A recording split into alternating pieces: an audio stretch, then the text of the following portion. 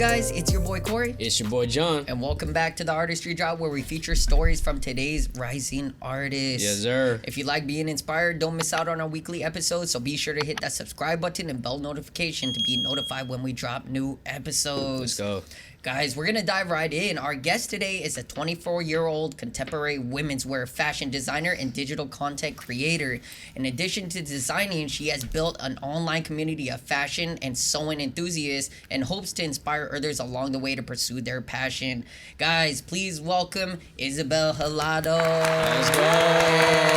What an intro. Thank you for having me. Of course, thank you for being here, I'm Isabel. excited. No, yeah, and it's so funny how we actually found you was through Rachel. Yeah. We found Shout you out through Rachel. Shout out to Rachel. So, and I'm definitely excited to have you on here Thank because you. we've only had one other fashion designer, which is Oh, Rachel on well- here. So Rachel's been on here. The Yeah. icon over here. Rachel's been on here, so I'm definitely excited to get into your story as Yes. well. And Yeah, thank after you. doing some research, we got to do some Oh, research Yes. on some you. stalking? Yeah, Yes. some stalking. We know your everything. story is definitely Oh, I'm interesting. scared. So, no worries, no No, worries. yeah, We're gonna vibe out on here. It's gonna I'm be a fun excited. episode. Yes, But sir. before we dive into your story, we got to get to the drink of the day. All right, the drink of the day. This is actually our first Paloma. So this Paloma. is called the Pomegranate Paloma Christmas Edition. Since Okay. it is the Christmas That does vibe. look, and Merry Yes, Christmas to you Merry as Christmas well. to you as well. Yeah. So, I started the base with pomegranate juice. Of course, hit it with some tequila. Mm-hmm. Also with some... I couldn't find grapefruit juice. It's such a hard thing to find. So I actually hit it with some squirt, which is actually grapefruit soda. Squirt? Like the squirt soda. The Yeah. soda. It's actually grapefruit flavored. Oh, And okay. I didn't know supposedly that. a lot of Hispanics, that's what they do. They instead Okay. of getting grapefruit Yeah. juice, they do palomas with squirt. And I guess it's Wow. really popular. You So learn something new every Yeah, day. yeah, Something exactly. new Wow. So- on the Artistry Drop, guys. I do my research. Hey, I do that's my awesome. research. And That's it So, looks awesome. so pretty. Thank It you. does. Thank It- you. I So really good. like this because it does look. Yeah, it gives off yeah. that Christmas. You know, Very vibe. festive. Yeah, Yes. very festive. That's the yeah. vibe. Yes, Yeah, and it I is. topped it off with pomegranate little seeds, and then also some rosemary, and then some sugar around or salt. And it around looks the, like snow. The cup. Yeah, yeah, We You need to like exactly. it. open up a bar. I know, right? It's time for It you does. to do something. I know, right? Hey, I we know. had something similar last year, but it wasn't that great. But I think this year I really like. Hey, and Nailed of it. course, we Artistry Drop has been around for almost exactly. No, well, it is a actually year more now. than a year Yeah, now. yeah, more you than know, a so year. you've had tons of time to step up your bartending Yeah. game, and you've done a great job. like I I said, think so. I'm gonna be a bartender. Hey, Yeah, let's for go. the Artistry Drop. All The right, well, official. cheers All right. to a good Yeah. podcast. To a good podcast. Thank you. It's gonna Let's be a go. fun one. Let's see how this A tastes. little. Ooh. Oh, that's strong. Ooh, That is strong. that does. it taste, is strong. That does taste a little strong. Okay, It is. It is. Okay, Ooh, I guess wait, but it's sweet.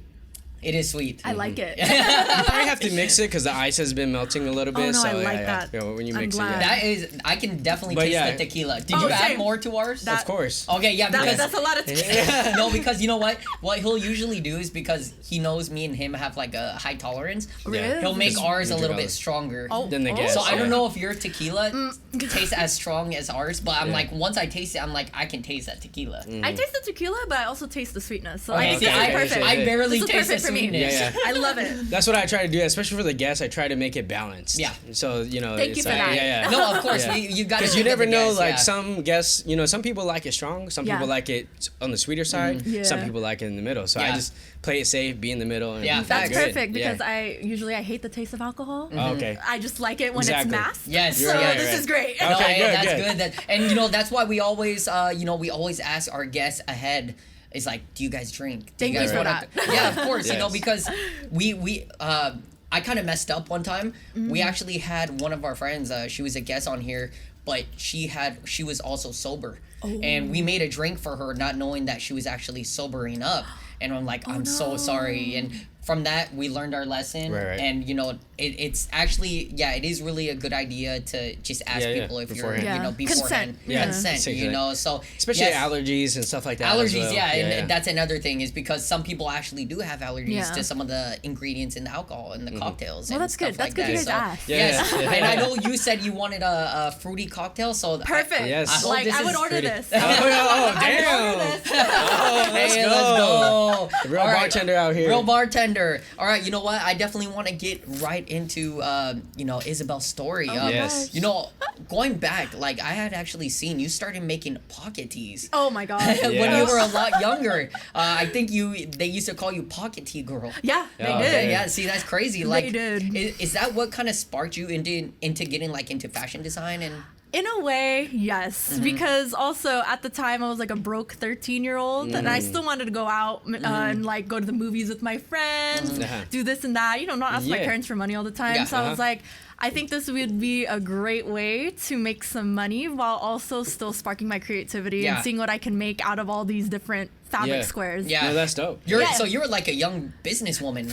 Pretty much, Very I would much. say. At the time, though, like I think my parents thought it was a phase because I was doing a lot of different activities. Like Yeah. I wanted to do dance, I wanted to do cheer, I did basketball for a little bit, but that didn't go well. Yeah. Yeah. And so they're like, "Oh, she's just picking up another activity." Yeah, but yeah, that yeah. was probably one of the things that made me realize, like, okay, Yeah. look, Yeah. this is what I'm doing. Yeah, That's no, that's crazy. awesome, because you know what? When I was in middle school, I mean, I'm a little bit older. Very old. Yeah, I'm Still pretty young. I look young, but I'm still actually pretty old. I'm actually 35. So Yeah. What? yeah, Oh my god. He could be Santa. yeah, I could be Santa. And we are the elves. You do not look 35. Thank you. I That's appreciate that. crazy. Yeah. So back in I don't want to Back say in back my in my day. time. Oh my Back in my day. I don't want to say back in my day, but no, like literally, like when I was in middle school, it was all about just playing games. It was all about basketball. Because I also tried out Sports. for the basketball team, Oh. sports, and it was like Pokemon was big, and Oh, during yeah. that time, Yeah. so it's like that's what a lot of kids were doing back in that day. Yeah. Oh yeah. But it's so cool seeing you kind of get into a business side of things. Right. Yeah, thank you. While you Yeah. were in middle school, it's Yeah. something Yeah. you really don't see often at 13. Like Right. nobody really, I don't think a lot of people think about business or anything Yeah. at the age of 13. So big ups to you. And, Thank and you. Yeah. and look at where you are now. Yeah. So Yeah. you're, go ahead. I just think it's crazy. Like looking back at it, I also think I feel like the internet contributed a lot to Yeah. that. I was also very active on Tumblr. Oh, Tumblr like days. all the Tumblr, yeah. all the Southern California Filipinos were on Yes, there, yes. and so pocket tees would always like come up on Yes, my yeah. feed, and I was like, I don't need to buy that. I can just Right. make it. Yeah. Right. So I think the internet has really sparked Yeah. creativity a lot Yeah, too. and see, that's one thing I think I was missing during my time was the internet. It wasn't fully developed No, it during wasn't. his So time. do you know AOL? Yeah. Yeah. Okay, so Oh. AOL, like they had the dial tone, Oh. the super. Yeah, see, AOL. Now we know how old he Yes, is. that's Yeah. it. So literally during my DSL. time. Yeah, no. So DSL was almost the same way as internet today, but Really? AOL was literally just dial up. So you go from your telephone line into the telephone line into the Oh, PC. wow. That's and different. It is. Trust me. That it was a long time ago. It was, Ancient. it's Like super, back with the dinosaurs, prehistoric times. Oh yeah. super ancient. Oh No, my so gosh. yeah, like I said, that's literally how it worked. Is you would have to, and another thing they would give you is like they have these AOL discs, and you can get free trials. You Wow. install it, and it gives you like a 60-day free trial, and for free online. Did you have to wind up your tapes too? No, actually I did though. I did. See? I did. See, I knew it. Yeah, I God. did. Did I you have did. aim? Yes. Yes. Oh yeah. Yes, aim. Oh my god, Oh, my aim aim. days were crazy. Yes. Like, Oh oh my my, going into the chat rooms Yes. and No, My meeting my our- username was Hot Sauce Boy 123. You actually Wow. remember it? Yeah. Damn, I don't remember it. I don't remember mine. don't remember No, yours? I don't remember mine. I mean, that was longer for you. I than mean, it was for me. that is true. No, but like, Ew. I'm 28. Yeah. Oh, young. so you guys are about Yeah, we're almost still young. the Come same on. age, Yeah. but Yeah. no, during that time, like it was literally dial tone. So you log in and then you hear that beep beep beep, like different Wow. tones and stuff like Damn. that, and then you get we onto were the using internet. Morse code. Yes, we Yeah. were. We were. That is Oh, facts. Like shit. literally, it was Wow. Morse code during that time, and shit. no, internet was super slow. It would take like 5 minutes to load an image. Like Oh, 5 minutes. 5 minutes, like Wow. literally. I'm It so was. sorry. I know, thank you. No, and that's why I'm saying, like, it's you guys are so fortunate during, your time in middle school and Yeah. high school to have, faster internet or Oh, yeah. even social media, because during my time it just wasn't there. We like I would say MySpace was MySpace had just started Oh wow. during that time, and of course having and then I don't know if you guys know Xanga. Oh, that. Zynga, yeah. I've never used it, Yeah, I but know, I've Zynga. heard of it. I've See, heard of it. Xanga was like another popular one, and I was on MySpace, Xanga, and then Facebook popped in later on, Right. and then look Took at over. Wow. yeah, look at now. It's everything now. Yeah, it's everything. It's everything. So that's a history lesson for a lot Yeah, of people. damn. A little Technology. Brought them Yeah. to every timeline. Yes, Yeah, that's a dang. little Every tangent. milestone. Yes. That's a little tangent, but Yes. no, like honestly, it's so cool because I feel like social media and all that Right. it built your Oh, creativity 100%. and No, stuff, for sure. So Yes. yeah, definitely Yeah. awesome. Going back into your pocket tees, I actually haven't told anyone this, but my mom, she used to know how to sew and everything. Oh. And back in I high didn't even know school, that, yeah. I used to make pocket tees as well. Oh. Yeah, and I used to have different prints. I had a camel print, I had a tiger Oh, print. I did too. Yeah, and just different types of patterns with different colored shirts, Yes. to kind of offset. And it actually was getting pretty popular, but a lot of people loved it, but I stopped and I felt discouraged because you remember the Cool. The Cool is like a hype shop. Oh, okay, it was in the yeah, mall. Sounds familiar. I remember Yeah, the I think in South Center. It's South Center, yeah. Yeah, so this is back home in Yeah, Seattle. back home in Oh, Seattle. I think it's okay. like a home owned in Seattle Yeah. Oh, okay, type of okay. thing. Yeah. So but they had all the hype sneakers, all the hype, clothing and stuff like that. Yeah, wow. Seattle was literally, it's still on the come up with the hype area and streetwear and I stuff know like there's that. fashion out there, There though. is. Yeah, There- there there's is. There is. definitely fashion, but I still feel like it's on the come up because we Right. really didn't have, when we were Right. living back there, we barely had any like streetwear or Yeah. hype shops, and now they're Yeah. like, now Yeah, we're now it's here. coming up. Now Yeah. they're coming up. So Right. it's They're like, like we, in every street, like Yes. Melrose, right no, over I mean, here. see, that's the good thing Yeah. about LA. It's like streetwear shops are everywhere, Yes. but Yeah. versus in Seattle, it's like we didn't really have any. So, Yeah. like my style has significantly changed from Wow. being, back home in Seattle to here, because it's like once you live in LA, I mean, we've been here. It's going on almost 4 years. years, yeah. Wow. It's like you adapt to a lot of shit. You Yes. know, coming from a Around different the state. people Yeah, that you around see. the Right. people, and it's Fashion designers you meet. yeah, Yeah. fashion There you designers. go. So that's why we're wearing denim. I'm so sorry about that. No, but honestly, like that's just how it is. Like Seattle was always on the come up with. I feel like fashion. Like for sure. fashion Yeah. was still popular back home, and it was on the come up. But it's like once you're here in LA, you see it everywhere. Oh, So of course. 100%. it inspires you, and Yeah. that's what happened to me. I would feel like I feel like I was more of a. I've always loved streetwear, even back home in Seattle, but I've never was able to like obtain the stuff I wanted. It's a lot harder to get. Yeah. Versus here, it's like now you can get everything and Down then the street, down the anything, street. yeah. Yeah. I mean, like Second Street, like Yes. what we talked about, Mm-hmm. we barely had anything like that back home. Like Yeah, you know, for real. so it's like now it's everywhere, and I can For go real. grab like adult vintage tee for like $20-$30. Yeah. Or, Did you go thrifting back home? No, see that's the other thing. I okay. I did go to like Goodwill. shit like Goodwills that. and stuff, but Yeah. it's like they still don't really have that much good stuff. Yeah. But I No feel hype like stuff. now, there's some even YouTube streetwear people that I watch, Oh, and yeah. they back home in Seattle, and they go to like Goodwills and all this stuff, and now it's like wow, like Yeah. it's popping back Yes. there because you know what I feel like vintage. Like especially once we moved down here was just starting to pick up a little bit more because It's changed a lot it's over the changed, years. yeah. Like 100%. in Seattle, it wasn't like that. Everybody was rocking Bape, Supreme. So it's like that's what I was starting to rock was more Bape or Supreme Yeah. and stuff. But now it's like vintage is coming around. It is. Yeah. So it's like of course, with fashion, it's like. Rock whatever you want. Rock whatever you feel looks dope on Yeah. you. Yeah. Because everybody has a different personality. You For know, sure. like I may like vintage, but he may like just the hypebeast stuff, Exactly. like Right. and stuff like that. So I feel like that's why I've grown as far as fashion Yes. goes. I mean, it's a way to express yourself. It too. is. It is. Yeah. It it's is. like, don't be afraid to experiment, right? Exactly. Of course. But even for like me and him, like we've known we've been best friends for almost 10 years. Wow. And Boyfriends, actually. no.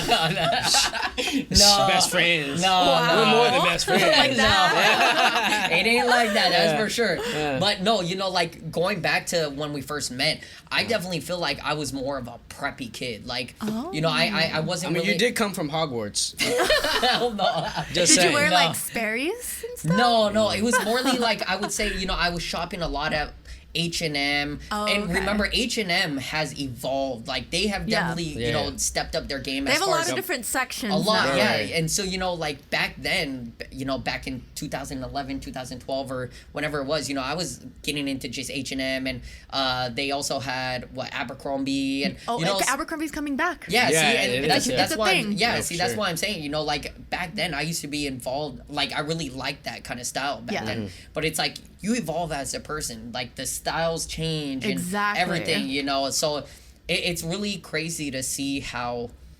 Everybody evolves as far as fashion goes, sure. and stuff Yeah. like that. So And Yeah. fashion Yeah, I tends see to like recycle too. it does. yeah, It does. Like yeah. the it does. 2000s is back, Yes, Y2K. exactly. As people say, Dunks No. is back now. Like Yeah. everybody was wearing Yeezys, and then Dunks fell off, and then now everyone's wearing Dunks again. Okay, Like, you know what? There you go. Yeah, right. Now we're on the topic of a little bit old school. So Yeah. back in high school, so I was in high school 2002 to like 2006. I finished high school in 2006. During that time, you know what was popular? What? Tall tees and bag. Oh, Oh, yeah, my yeah, god. yeah. The Soulja Boy look? Yes. Soulja Boy. I used to rock that look hard, like wearing headbands. Oh, I I'm need like- to see a picture. I That's was crazy. bald and Tees. stuff like that. I think I've showed you, Yeah, but for yeah, sure. I was bald. I used You to were shave. bald? I used Yeah, to he shave was my bald. head. I used to shave my head. I would Wow. rock headbands, the double layer tall tees. Where like one layer kind of shows underneath. Yes, and stuff? exactly. Oh my Oh god. Did my you sag your gosh. pants under your Sag ass? my pants. Yeah. What kind of shoes? Oh, it would range. Definitely from, not some No, babes. definitely Some not. Airwalks. No, Yeah, some Airwalks from Literally Payless. during that time, Oh, it kind of ranged. So I would wear like Forces and Yeah. stuff like Yeah. that, just plain white Air Forces. I had both the high and the mids. Oh wow. So it's like It's a classic, though. Yeah, it It's is a a classic. and now they're definitely like in style now. Like Yes. I would say back during that time, 2002, 2000, they were popping because especially Soldier course. Boy, Oh. like Paved the way. Yeah, exactly. Did you put a rubber band on your I did. denim pants? I did to me lift too. it up. Yeah, Yes, exactly. I know. And make sure your forces don't get blue. Yeah. Yeah, when the rain. Yeah, we Oh used to my do God, that. that's yeah. funny. Still do that too. They do that They still? do? It's still like a fashion hack. Oh, I've yeah. seen it on Pinterest. Oh my god, Oh, yeah, I shit. used to Yeah, do that's that old all the school. time. Like, oh my Yeah. god, I totally forgot about that until you Yeah. brought that up. That's No, oh my that's god, yeah. different. See, it's so different seeing how everything has evolved. But and then Right, certain right. things are coming back. Yeah. Yeah. I like for me, I definitely love 80s to 90s style. Like Oh, I don't it's dress beautiful. yeah, I don't dress like it, but I definitely love the style, especially like TLC. You remember TLC Yeah, wearing all of the bags? course. Oh my god, I'm like a big fan. I mean, you got of, the acid wash denim. I mean, Right, that's right, true. that That is is facts. true. That is It's facts. there. That is It's there. facts. Yeah, Like it's true. like look at their style back then, super baggy. Yeah. I mean, Right, right. and then tiny tees. tiny tees. tank You know, tops, yeah. No, it's and then you what was it? Umbrella or not umbrella? Sorry, parachute pants. Oh, they're You a know? thing right Yeah. now. See, they're pop. Exactly they're all that. coming back. They're You coming know, back. so Yeah. yeah, it's crazy to see how just this fashion of everything that was popping went out of style, and now Exactly. it's all coming back. So pretty much just keep everything that you have Keep right now. everything, I would say, like honestly, because it's gonna come back, and Yes. that's why a lot of people are getting into vintage, like because they know they can make a lot of money off of this. A lot of Right. people sell Mm-hmm. shit that was out of style back then, and now it's slowly coming back. Now they know they can make a lot And of money. it's worth a lot. People Yes. go Right. crazy. It's crazy to For real. see how much some of these tees like go, from like the 90s going up to $600-700, maybe even $1,000. Oh, It's yeah. crazy. Resale, yeah. I You was know? at one of the flea markets with my boyfriend. I was just sitting down minding my business. I was Yeah. hearing another vendor, and then Okay. behind him he was like, "Hey, bro, I just sold a tee for $400." Yeah, see? Damn. He's like, Yeah. that's it for my day. Like, it for I'm my good. day. Like, Yeah. I It's was crazy. like, dang, $400 Yeah. for one t-shirt. That's Yeah. what I'm saying. I can't believe Yeah. it. Yeah. It's crazy because you think about like the resale value on like Supreme or Bape, they're almost going for the same price. Like Yeah. you can get a Supreme box logo hoodie or shirt for almost the same exact price as a vintage tee. Oh yeah, Yeah. especially for the stands. That's why people who are exactly. really closely following the brand. Exactly. Oh my. It's certain color, Yeah. you know, certain fit. You know, it's just so crazy now, like how like vintage has evolved, and now you can flip these shirts for like $400, $500, $600. Yeah, the thrift stores are crazy. For real. They're And- like, it's a bunch of people looking For for real. that type Yeah. of stuff. I mean, Yeah. like you're vintage too. I could probably flip you. Fuck you. Flip you for more right now. You're wild. That's how it is. Yeah, That's how it is. we always joke I about love it. that. But yeah. That's a brotherly, No, brotherly it is. relationship. It is. Right, It is. right. No, but yeah, like it's so crazy to just see prices nowadays, you know. But the sneaker market, Oh, yeah. you know, kind of talking about fashion. You know, I have quite a few Yeezys and stuff like that, Oh. and now looking at, you know, I was just on StockX today and Grailed, looking at the market on the 350s and, you know, all that, the 500s. They've gone down quite a bit. The Of sneaker course. market is Wow. going down quite a bit, you know. And I've heard about that. yeah, Yeah. so Especially because of the economy too. I economy, believe. that's Yeah. why. But you know, a lot of people are talking about it coming back up during the winter time, during Christmas holidays. that makes sense. We'll see. That would make but sense. now what I want to know is, with all this shit happening with Kanye and trying to split from Adidas, what is gonna happen? Are we gonna see Yeezys at, you know, Back at- retail, yeah. Yeah. not resell? Because, you know, it would be, Or because it's so limited now, it might be rare. Yeah, that's so it might another go thing. up. So Yeah. I'm On kind of flip side, excited yeah. to see how, you know, Yeezys are gonna resell. I'm or- pretty sure there'll be an article soon. There will. Someone's Yeah, gonna look it up. it's still being in talks right now. You know, worked out with Kanye and Yeah. Adidas and stuff like Yeah. that. But we'll, Yeah. you know, we'll see. But Yeah. kind of tangent. We Yeah. No, went it's on a okay. big. I love Exactly. it. Like, this is what me and my boyfriend talk about Yeah. all the time. Right, No, right. we Just get things into like a lot this. of tangents. It's here okay. on- Yes. Especially as you get older, you get to a lot of tangents. You have know? a lot of talks. Like Yeah, I yeah. have so much. You know, I think that's why I'm also super extroverted. Is Yeah. because No, it's okay. you know, like there's just so much to talk about. Yeah. like It's you know, life. It's You that life. is It's life. life. That's literally how it And he's is. vintage, so he's been through a lot, you know? Fuck you. This is not 2nd Street, this is 3rd Street. Fuck you. No, but anyways, aside from that tangent, let's go back into my you, God. you know? Sorry for the long. I No, know, it's I great know. little Our tangent. longest, that was That definitely was. one of our longest tangents. That was pretty long. Yeah, I that love it was- though. It's a great intro. Yeah, it is a good intro, Let's and I go. think a lot of people will enjoy it. So Yes. yeah. So like Exactly. going back into you, you know, you've been into fashion for at a very young age. You know, Yes. I wanted to know like how has being like a fashion designer, you know, kind of shaped you as a person outside of fashion. Wow, that's a great question. Yeah, I thank mean, you. I feel like, especially with fashion design, I'm able, like I said earlier, express myself in Yeah. so many different ways. Mm-hmm. With fashion design, you can literally take this piece of fabric, like right behind you, the curtain, Yeah. and then you Yeah. can turn it into something completely different. I feel Exactly. like my Yeah. mind is always on 24/7. You're just That's super crazy. creative. Yeah. And there's in always general. something like I want to make, something Yeah. I always have to write down. Like my boyfriend makes fun of me because I always bring my iPad around sometimes Oh, really? because it's like you never know Yeah, when sure. An An inspiration idea. will hit. Yeah, exactly. And like I'm always constantly creating, whether Yeah. even just like pinning stuff on Pinterest Yeah. or just Yeah. or just staring blankly. I'm always thinking about some type of design, something to do. And Right. so I feel like with fashion design too, I was able to also find my personal style. I think a big part of that was that growing up, you know, I didn't have a lot of money. I didn't always Right. have the chance to go to the mall, buy Yeah. something brand new. I always bought items on sale or Yeah, items right. that were thrifted. When I found thrifting, that was amazing Yeah, to me yeah, because yeah, it's like, yeah. oh wow, I can Game-changing. put together so many different outfits for so cheap. Yeah. And being able to know how to sew, I Mm. was also able to come up with outfits that are unique, one of a kind. Yeah, you know, yeah, people would for ask sure. me, "Oh, those pants, what? Like, where'd you get them?" Yeah. Oh, I made them. I made it. That's awesome. So it's really cool. Fashion Yeah. design has opened a lot of different doors for Yeah, me. and That is dope. literally what you just spoke on, I feel like that's the mind of a true fashion designer. Like, you bring in your iPad with coming up with different ideas. Like, I mean, come on. Like, yeah. I mean, for me, like, you know, as a film director, I would never bring like something and be like, Yeah. an idea might pop up. I need my iPad, Yeah. you know. And so, Or so Yes. he bring his camera everywhere. yeah, I mean, he's not gonna bring his camera everywhere. Yeah. No, but honestly, I'm not trying to make fun. That's that's the life of a true fashion designer. That's how you're gonna be successful. Or if I don't have my iPad, just like the notes pad. Exactly. That's what what I'm I'm saying. Put in the little markup. No, that's honestly showing your path to success, because you're always coming up with a creative idea, or just ways to change things. Like it's so crazy. You can look at one piece of fabric and be like, I can make this out of this, or this out of, and I feel like you have to, as a fashion designer, you have to be creative like that, just to I agree.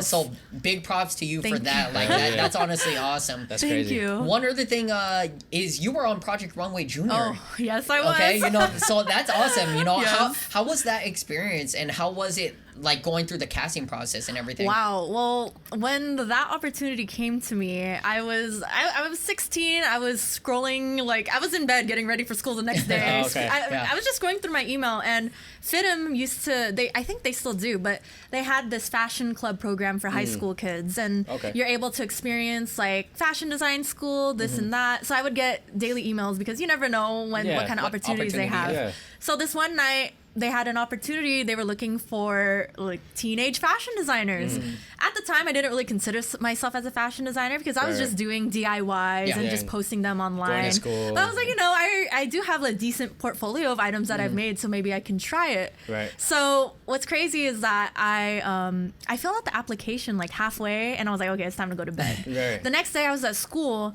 My dad calls me during lunch break, and he's like, hey, like a casting director wants to call you. He said you filled out something online. And I was like, that's weird. That's weird. You didn't submit it. I didn't submit, but maybe they can see on their website. Yeah. And so after school, I talked to a casting director. He asked me like, oh, do you know how to do this, cut patterns? So I was like, yeah, I know how to do all that. Yeah. And so I think he scheduled like a phone interview, or I don't know if it was like I don't know if it was face to face yet, something like a video. Yeah. And then I did that. Got a call back, and I made it to like that final round of casting and stuff. Yeah. And it was held at FITM. So I remember the most intimidating thing for me was that I had like just a small rack of clothes, and then there were these other designers my age, full racks. Like they had big dresses, big gowns, but I just had like, some jackets, some pants, some shirts That's that all I you made. need, though. Yeah. But it's scary, because one, I've never been in an environment like that. Yeah, It was only first just time, me. And I don't know, it's cool. Like I met so many cool people. Yeah. And in that audition, I was like, just show your personality, be yourself. Yeah. Even though the clothes aren't probably as extravagant as other people's, like it's still something that I'm proud of making. So I just tried my best to show that. Yeah. And then I think like a month later, they called me, and they were like, you made it to the final round. I'll fill out all this paperwork, and then I got it. Hey. And then Let's go. I gotta give you a round of applause for that. Let's go. Thank you. Hey, Thank you. go ahead and continue. Thank you. Yeah, what was that? I just turned 17 now, so I think the process was like 3 months or something. Damn. So it was like that summer going into my senior year of high school.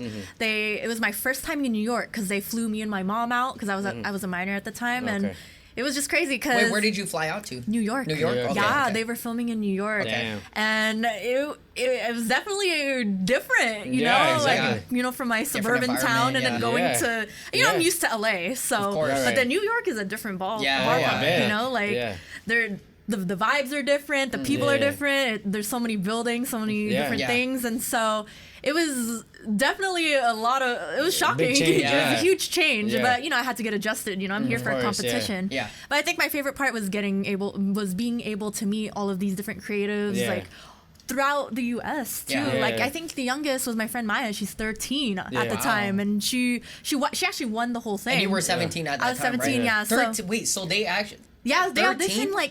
Yeah, pretty much anyone who's a preteen teen, I guess. crazy. Yeah. Okay. Yeah. So junior. Project Runway Junior. So it was really cool. But what was also crazy was that I didn't have any professional experience or someone to teach me. Yeah. I was purely self-taught at the time, just through YouTube and Pinterest. Yeah. But then the other people I was going against, they either went to a high school that specialized in fashion design, or some of them had sewing teachers, and I didn't have that privilege at all. Sewing classes were super expensive and like, I don't know, I just went to a regular high school down the street. They didn't have a fashion program. And so I guess it was an honor just to be around those people that I can like, I have the same skill set as them, which is really cool. I mean, I didn't make it far. I made it to the second episode, but I think that really changed my life a lot. But you know what? Like, just to touch on that just shows you don't need to go to school, like to go to, you know, I mean, you already had your artistry, you had already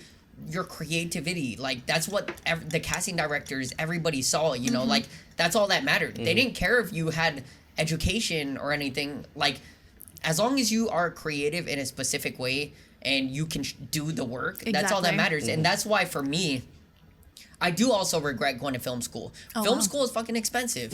Where did you go? I went to 2 film schools. Whoa. So back in Seattle, I went to the Art Institute of Seattle. Oh, wow. And I went there. I attended for 2 years. When I moved out, when I went out here to LA for just vacation, I had found out about the Los Angeles Film School, just right here in. I heard it's nice. It is nice, and you know, after, you know, I filled out all the applications and everything. So it was, you know, the whole process of getting accepted and then swapping over your credits and all that.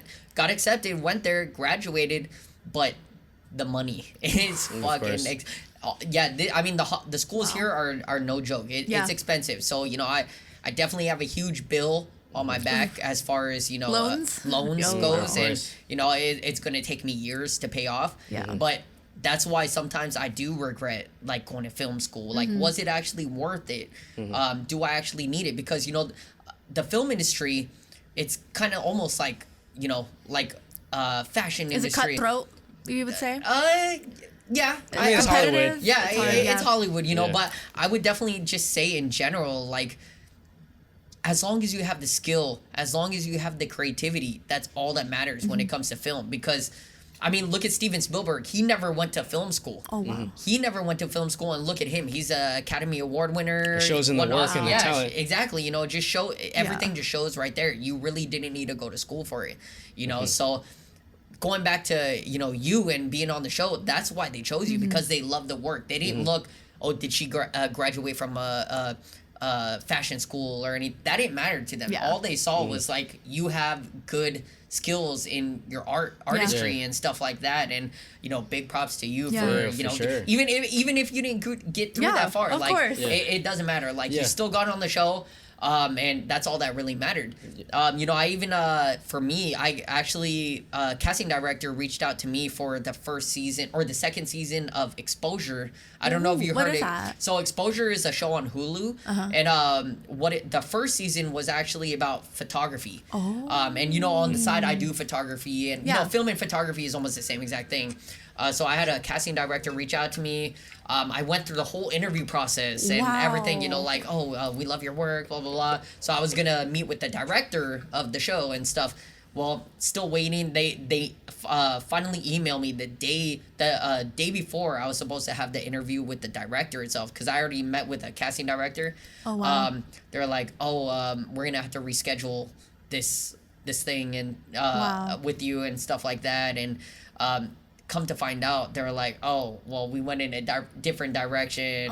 We're, you know, so like I said, you know, those opportunities, if you have the opportunity to get on a show, you got to take it. Because you never know. You never know what they're looking for. Exactly. You never know. But yeah, when they reach out to me, they're like, oh, we're going in a more content creator direction. They wanted, so the second season of Exposure ended up being about like TikTok creators and stuff. And, interesting. Yeah, I'm like, I'm you know, I post TikToks here and there on like behind the scenes of how I shoot photos and stuff, but I'm not like a full on TikTok creator like that, you know? Yeah. So, but yeah, that's I'm why. I'm gonna have to watch. Interesting. Check out the first season of Exposure is definitely like the best one, like as far as photography goes. And, you know, they even utilize some fashion designers and then utilize some models and stuff for their show. Really? So and they give them like certain challenges, which they, you know, depending on how well they execute it, they go to the next round. Exactly. So, so I was really looking forward to actually being casted on the show. Right. But once they were like, oh, we decided to go different, I was like, oh, fuck.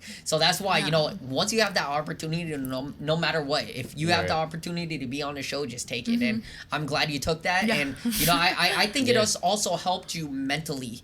Like it definitely boosted you. Like would you say it boosted you quite a bit? Yeah, I had to learn how to work under pressure, adapt to this new environment, especially work under time constraints, and just like knowing how to just talk professionally because you were around like a bunch of different people in the industry. So I think I've carried on a lot of skills that I just got within that small amount of time. Yeah, exactly. No, that's dope. Like, I wanted to dive a little bit deeper into it because, like, of course, like, now that you've overcome that and you look back at it, you could definitely, like, take a positive, like, outlook on it. You know, I learned so many things and stuff like that. But during the time, you know, especially when you mentioned that you only had a few pieces and then everyone else was having a lot of pieces, they went to these prestigious schools, they had more schooling than you did, you know, how did you overcome like that comparison, you know, because I think a lot of people, especially who look up to you now, can learn from that, you know. Yeah, well, comparison's hard. I still do it even to this day. I think with social media, like my job is also in social media. I think that's just how it is. So I'm always on Instagram. There are days where I'm like, dang, I could be doing more. But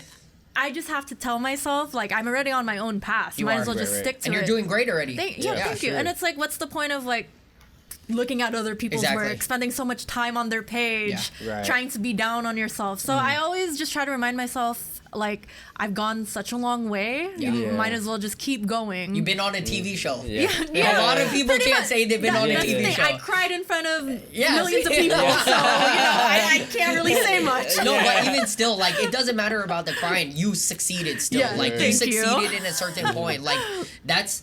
Yeah, like you've already pushed forward. Right. Yes. Like a lot of these people are still like, even for me, I'll go through the same thing going through Instagram. Like, damn, I wish I can be at this point. But and then I'll try to stop as well and hold myself back, kind of like what you did, because it's like you have to go on your own path. Some of these people that you look like that you look at on Instagram or TikTok, they're on their own path. Yes, you got to pursue your own path and get your own level of success, because we all have a different level of success that we're gonna meet. Exactly. You know, so, and like I said, everybody's different. You know, everybody is different. So we're all gonna be different in our own way. Yeah, in our own way, you know, and stuff like that. So, you know, kind of moving on, one thing, of course, you know, when we mentioned it, was denim.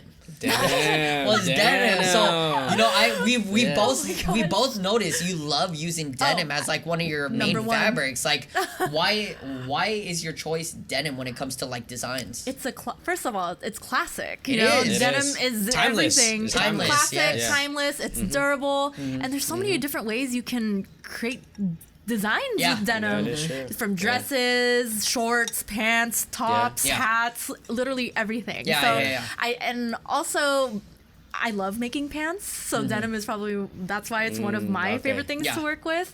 And I don't know, I just noticed that was always the fabric that I chose, even back in high school when I was making like my outfits for homecoming. I made like a denim 2-piece set. Oh damn. And like even my very first collection, it had pretty much mostly denim looks, and I don't know, I feel like there's just so much you can do with denim. That is true. So many different types of denim, so many different colors, different shades. Exactly, you can dye it in different ways. And like, have you guys ever been to Fashion District or the Fabric District? Yeah. Just walking around there, you just get so much inspiration. And just recently I found this one store that had denim from like literally the floor to the ceiling. Is that your go-to now? Now it will be my go-to. But I don't know. I just love the fabric so much. You should see in my room, my jacket rack. Like half of it is denim. Damn. You're like a denim professor. Yes. Oh, like, I know. for sure. You're a professional at denim. Yeah, and I feel like especially when I do denim designs, I like to reinvent it in a way. So, you know, not just the same like silhouette. I want to add maybe like some zippers here on the side, or let's add some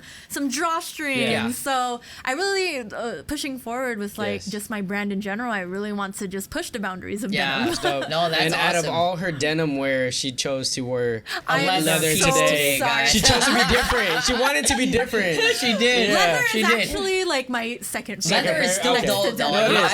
It's very versatile. Yes, it is. You know, Exactly. I even for myself, I definitely have a lot of denim and a small mixture of leather, I would say. Yeah. You know, I've always kind of looked at myself whenever I see leather on myself, I'm like, it doesn't look good. It's I a don't nice know. statement, It though. is. It's a great It is. statement It is. fabric. Yeah. But it does get hot. It Yes. does. And But it then makes living you in look LA. more bougie. Oh, You do look more bougie. Makes you look more bougie, Yes. you know. So and he's vintage, so he can't be bougie. So Fuck you. denim is good. fuck you. No, I also though I do love denim as well, and you know Yeah. sometimes. Yes. I'm very picky when it comes to denim. Me too. Especially, I'm very picky when it comes to denim, especially when it comes to my jeans. Oh, yes. You know, yes. it definitely has to be the right wash. Yes. I would say the right wash for me would be like this. You know, I Acid love. wash. You like the fun acid wash? Yeah, I type? love the acid wash. When it comes to like blue denim, I'm definitely not a fan. Mm-hmm. If anything, the darkest I would go is black. I love black Oh, denim, yeah, but yeah, it it also goes with everything. Yeah, it goes with everything, but it definitely has to have that light wash to it. Oh, you know, yes. it has to have that light wash. When it's pure black, I'm like, that's You too gotta dark. put in the, you Yeah. gotta put it in the washer. Yeah, I gotta go a couple So you times. like that worn-in look. Exactly. Yeah. Okay. Yes. More of that vintage look, you know, Yeah. because I feel like I've adapted to more of the vintage feel. Oh, okay, okay. But yeah, no, I definitely love like the acid feel on denim and stuff like that. And I don't know. I mean, that's Yeah. just how I've kind No, of. for me, like I like the light denim. I mean, this is love not a light good. wash, too. Yeah. This is not a good representation, but I like you know, a little light color with a little bit of brown. You know. Oh, yeah, a like little in the bit of warm. stitching and yeah, all. in Yeah, the it's stitching nice. like that. So it's a little bit versatile. Yeah. Whether Yeah. you want I to wear agree. like something cool or something like very vintage, like it could go both ways. Oh, Yeah, yes. facts. Yeah. You know, one thing kind of going through like your TikTok, your Instagram, your YouTube channel, one thing I really noticed was your designing style has progressed through the years. Oh, thank You you. know, it I is would definitely hope. it's definitely progressed. You went for, you know, in the beginning, you definitely had a lot more like feminine design looks, and now you're kind of more into the streetwear Yes. fashion. You know, like Yes. how was that progression, and did it take time to kind of find the design style that you love? Oh yes, Yeah. 100%. Uh-huh. I had like a little bit of an identity crisis because I didn't really know what my design aesthetic was for Yeah. a very long time, Mm-hmm. and I feel like I only just figured that out within like just the last couple years, Mm-hmm. especially. Honestly, my boyfriend helped me out a lot with that, Justin, Hey. because shout out to Hey, Justin. let's give him a round of- Let's go, Justin. Justin. Let's go, Hey. Justin. He's here right now. Hey, let's go. Let's go, Justin. because at the time, I wanted to get into streetwear. I just didn't know how. Yeah. So when I met him, he knew everything about like that streetwear Yeah. world, and he was able to just show me the basics, Yeah, show me yeah. the designers, like Yeah. tell me. He's what like, let me take you to Second Street real quick. Little backstory: he used to work at Second Street, so that's where the joke came from. So, he taught me a lot lot about the streetwear Yeah. industry, so I He applied to. taught you a lot about the streets. Not That's street. right. Yeah. That's the streets of Second Street. Yeah. That too. Yeah. Okay. But also, I noticed that there weren't a lot of women in streetwear. That Facts. is true. There, Yeah. there are a few, like a No, Lady yeah. May, Yeah. Melody Asani, but not much you would think. Yeah. I remember back then. There were, are you guys familiar with Hell's Bells and Dime Piece? No. They used to Yeah. be two. I think they were both owned by Filipino women, Oh, and really? they were in streetwear. They're not existing brands anymore. Okay. But I remember looking up to those brands when I was back, like in high school, middle Yeah. school. Right. But when I started getting into it again Mm-hmm. years later, I thought, why not make a name for myself within the right. streetwear industry as Facts. well.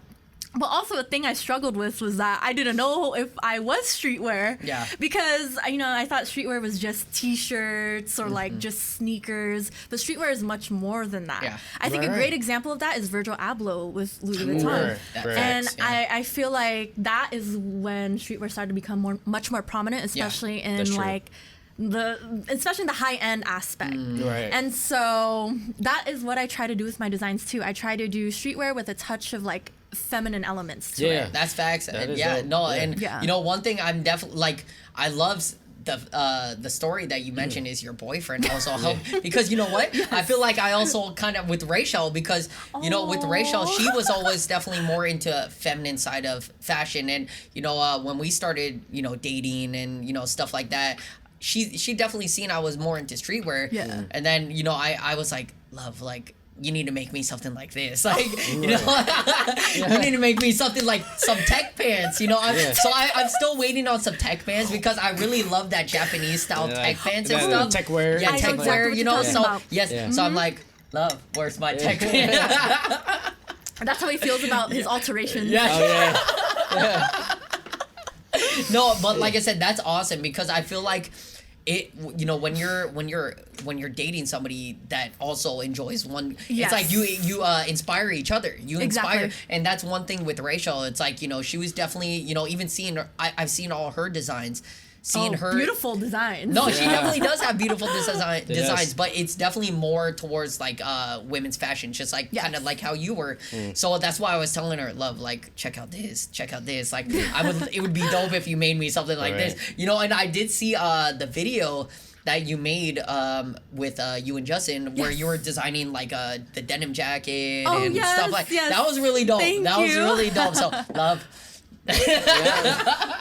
It's time. It's just time. It's time. It's time. I need to do Captain EO. Yes. Oh, yeah. That's another thing. So yeah. So yes. what we were, you know, one thing she has been actually trying to work because, she's actually, you know, she's kind of got outside of fashion. She's designing more costumes now. I love that. Yeah. That's so so you know, fun. yeah. It So is fun, you know, yeah. you know, with me, of course, filmmaker.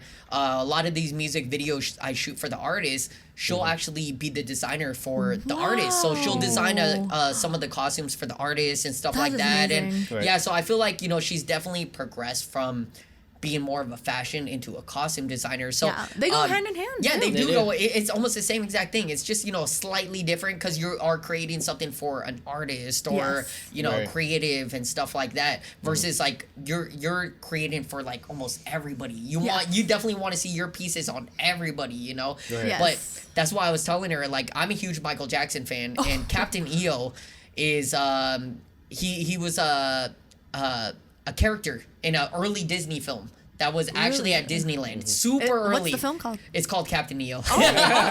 It's with Michael Jackson. It was with Michael Jackson. Oh, I've never watched No, it. it's okay. He didn't really know what I Captain never EO. watched it She's either. never known Yeah. what Captain EO was either. So Okay. it's That's like, before all of our time. yes, it's, Yeah, just to put it out there. It is, you know? it's very popular if you know if you're During a big, his time. No, if you're a big Disney head, like it's I guess that makes sense. Like Yeah. a lot of Disney heads like back in Back in, in your day. Yeah. Yeah.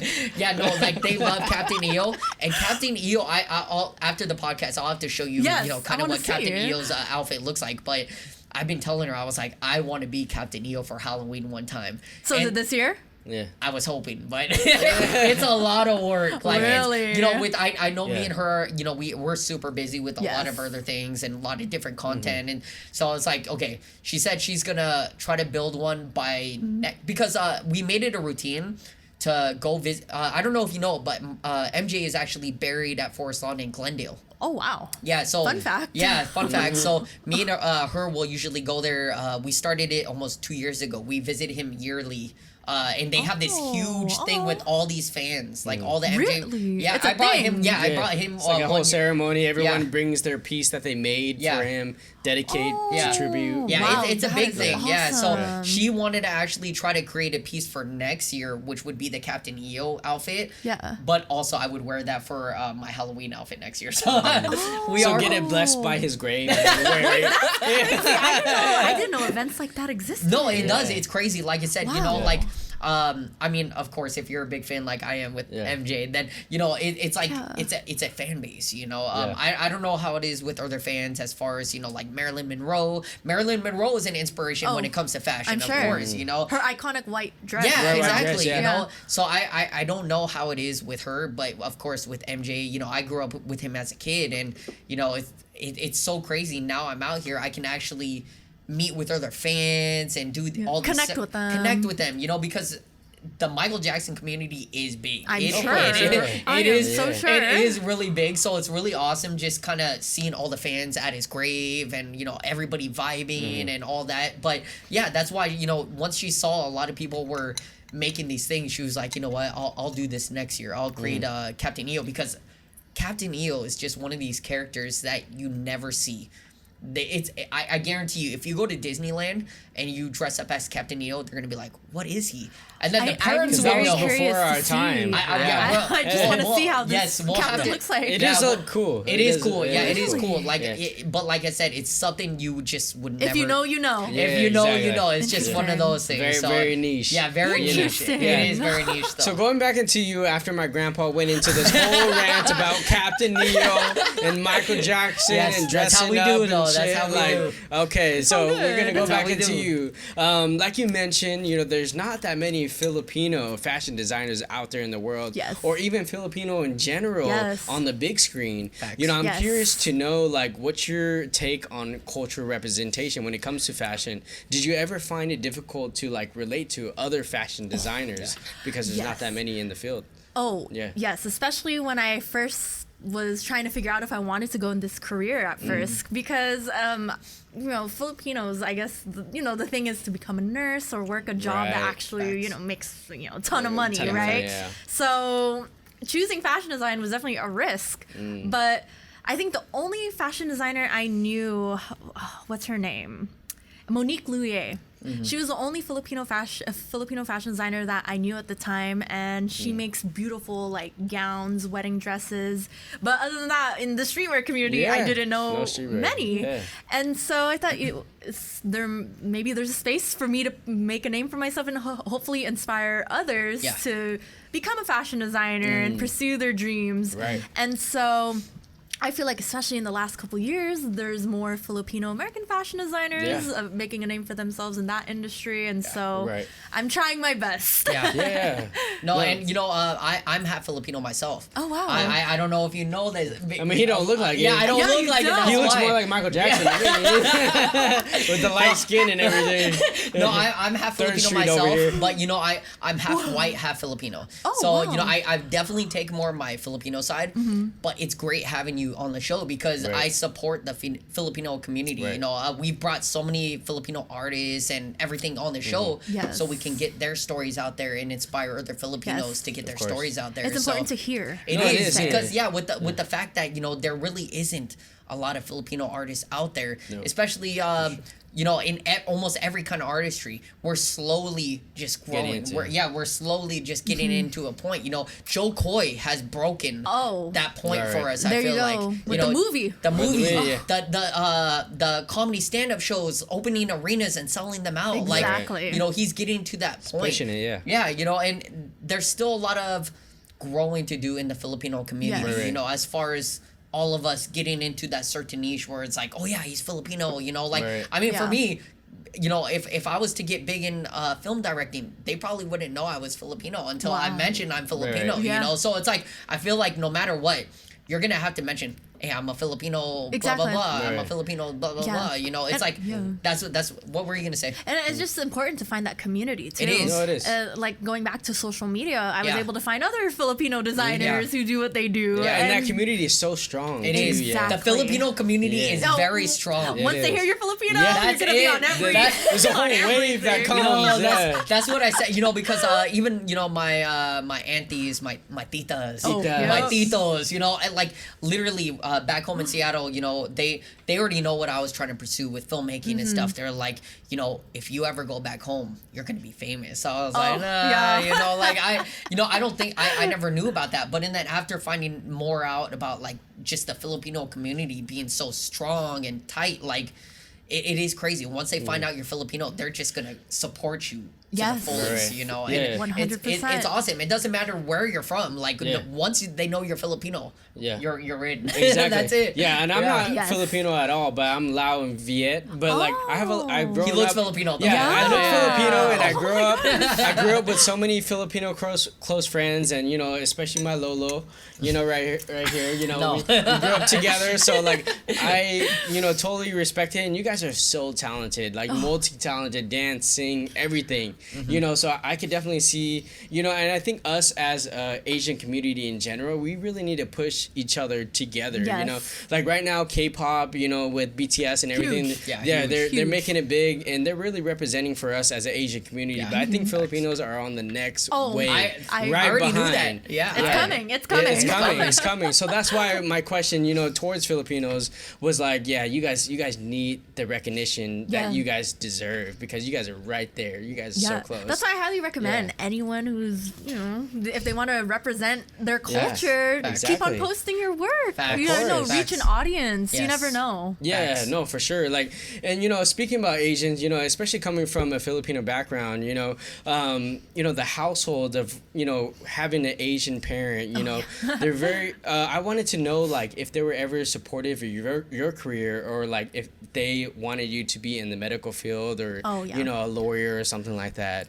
Well, my parents are actually pretty supportive. That's good. They're like very supportive, actually. That's good. I think, like I was saying earlier, like how they weren't sure what I was doing because I was taking up so many hobbies. So they were like, "Oh, it's just a phase." Yeah. But over the years, as like my passion has grew, my following has grown. You know, like being able to be on a TV show, do all these different collections, fashion shows. Yeah. They started to see my passion, and they always support me 100% throughout whatever I do. They attend all my fashion shows. Like growing up, my mom and dad always took me to the fabric district, and they would wait like hours for me to pick fabric. So even to this day, like at home, I have my own room dedicated to sewing and design. That's awesome. And then they're letting me convert like this little part in the house for like a little photo shoot area. So they are very supportive. They believe in me, and you know, I hope to give back to them someday. For sure. But I'm glad they're like, you know, helping out with my dreams as much as they can. You know, need that. Yeah, You definitely need that. I mean, you know, with like when you have a supportive family, especially, it definitely is going to keep you pushing, because there are those families out there where they're like, no, you are going to become this, no, you're going to become this, and you know, and stuff like that. So the fact, especially being a Filipino, knowing, you know, even I know for family and friends, you know, like knowing they definitely want you to be more in the medical field, the fact that you have a supportive family supporting you with your goal and your dream, it's awesome to see. It is. It's helped a lot. It's definitely helped. Like, I guarantee you, especially like they, you know, sometimes I'll be working up until like 4 a.m. and then, you know, they're not bothered. My scissors are super what are you loud. doing? You know, like they've supported me through everything. That's awesome. No, That's dope. awesome. Yeah, for sure. No, like I said, definitely. I feel like you only will, because when you have a family that doesn't fully support you, it's going to be hard to even want to pursue your goal and dream, because they already know. It's like, no, you're going to be this, you're going to be that. So like I said, I mean, for me, it's definitely been kind of a balance, you know, like it's been a back and forth thing. But now, you know, I think my family is definitely seeing like what I'm trying to do and what I'm trying to work, through my work. And that's the thing. It's like the work is showing. You know, like, would you say for you it's almost the same thing? Like, let's say if you weren't as successful as you are now, do you think they would have a different like view of you know? I mean, I would think so, because you know, even if let's say they didn't support me, you know, you still got to push yourself through the work that you put out. And so that's why I try my best to prove it through what I do. And that's the only way, you know. So and you have a strong like personality, so I feel like it's hard to deny you when you're like, I'm gonna do this, you know, you're so positive, like outgoing. once I have a goal on something, I am gonna try my best to get there as much as I can. And you know what that's called? That's called success. Hey, you're gonna get there. You're gonna get there. That's what I try to tell myself. No, you're gonna get there. Just keep going on the path that you're creating for yourself, and trust me, you will get there. So big ups to you, and congrats to where you've already gotten. Almost there. Yeah, you're almost there. Like I said, and you're probably there already. Like I said, no, because you know, I feel like another thing. No, I feel like all of us. No, I feel like all of us have a different way to perceive success. Like, of course. You know, whether you reach one thing, like, you know, I mean, even for me, moving down to LA was a success for me. You know, like moving from a different like state and everything. Like, I feel like the fact that I finally got down here, I'm stable. That's successful to me, because a lot of people can't do that. A lot of people will come down here, try to pursue what they were trying to do with their dreams. If they're not successful, they move back home. Yeah. Right. We've already been here almost 4 years. And you're doing it. And I'm doing it, Yeah. you know? So I feel like that's already one way of success, you know? So Yes. everybody is always going to have some way of perceiving success in a different way, you know? So I'm glad all of us have reaced that success that we envisioned. Yes. Thank you, Lolo. Of course. Hey, there we go. Let's Mahal Gita. Mahal Gita, Lolo.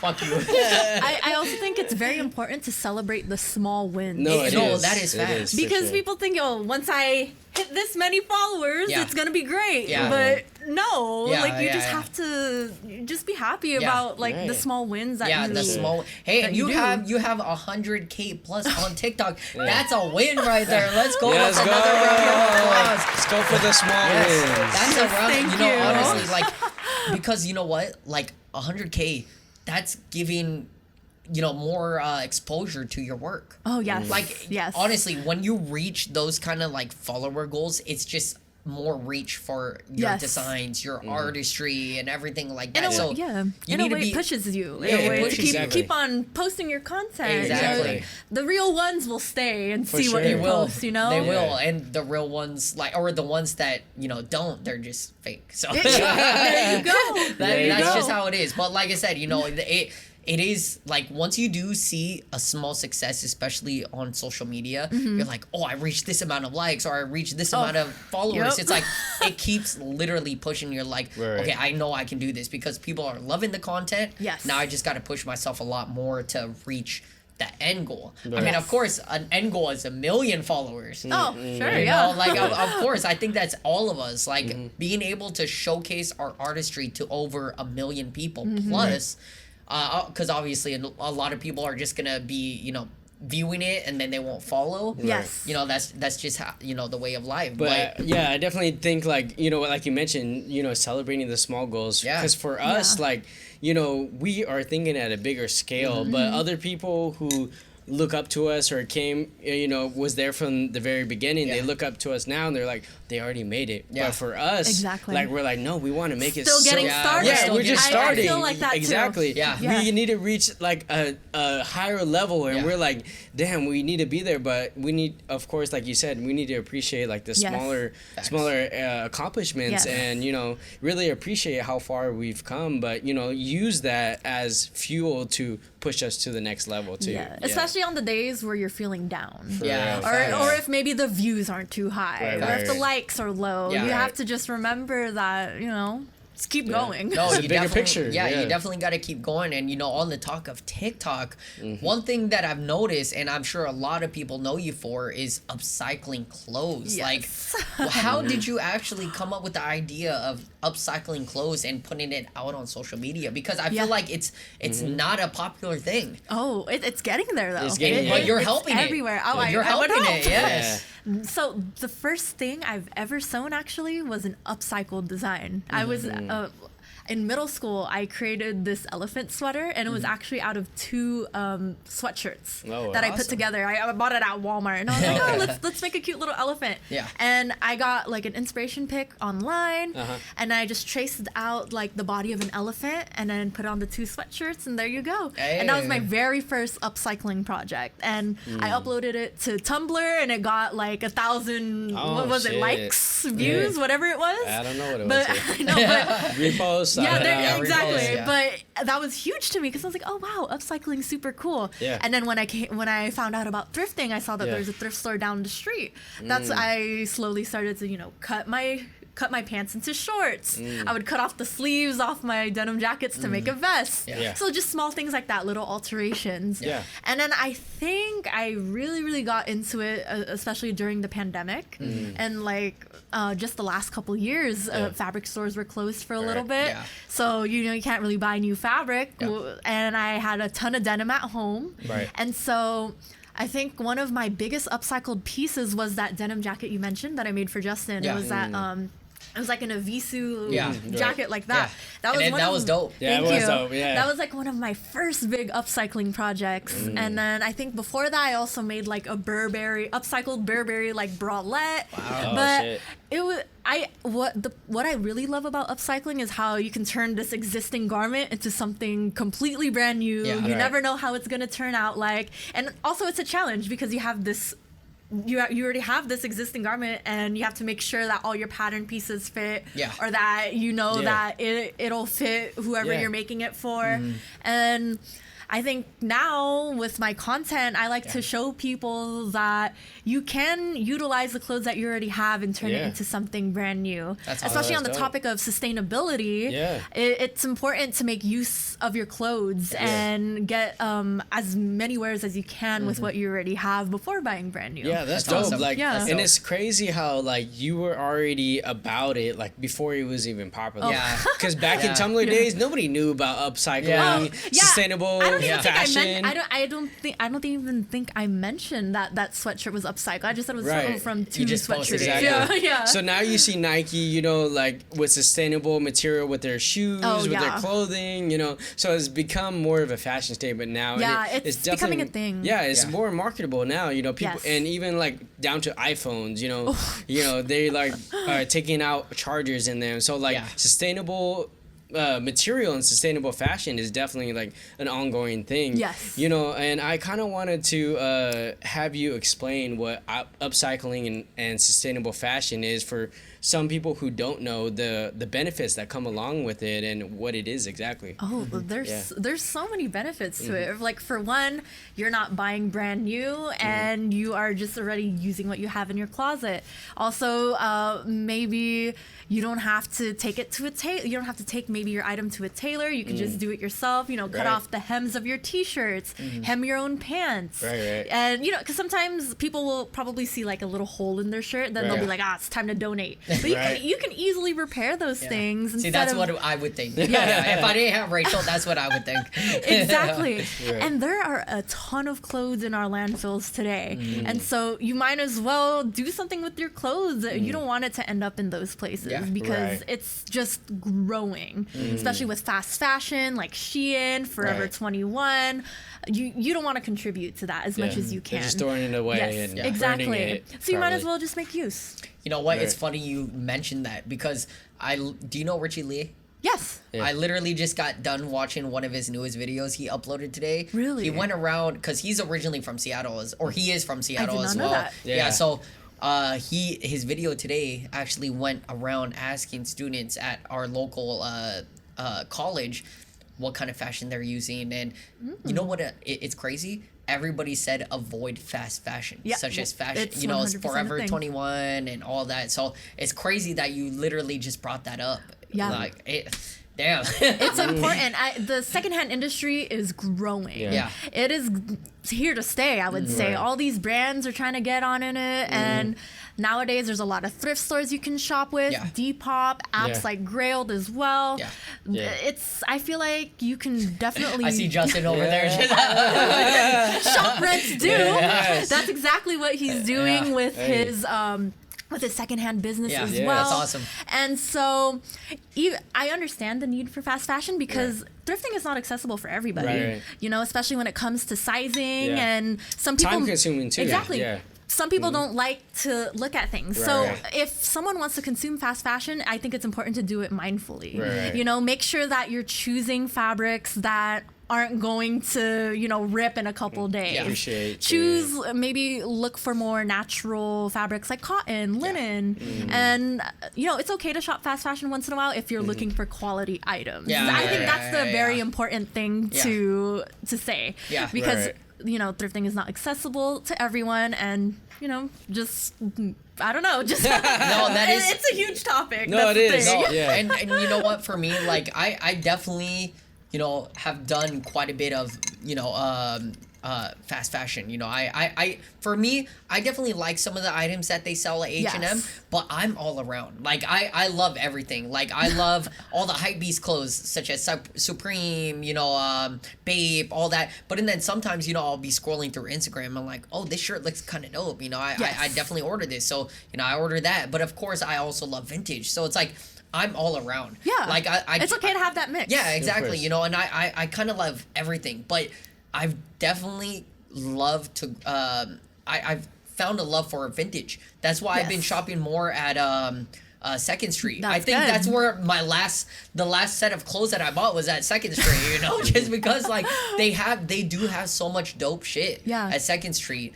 And you do have to take your time to find the piece that you really love. That's why when I go there, I already know I'm probably gonna spend at least an hour there because I'm going through. It's a treasure hunt. It is a treasure hunt, and you know how they have almost everything divided by colors. I'm going through all the whites. I'm going through all the colors because they have so much there. You know, so yeah, I like I said, I definitely support like all the. You know, vintage thrift. Yeah. I'm even for myself trying to go more thrifting just because I know there's so much treasure pieces out there that I can find.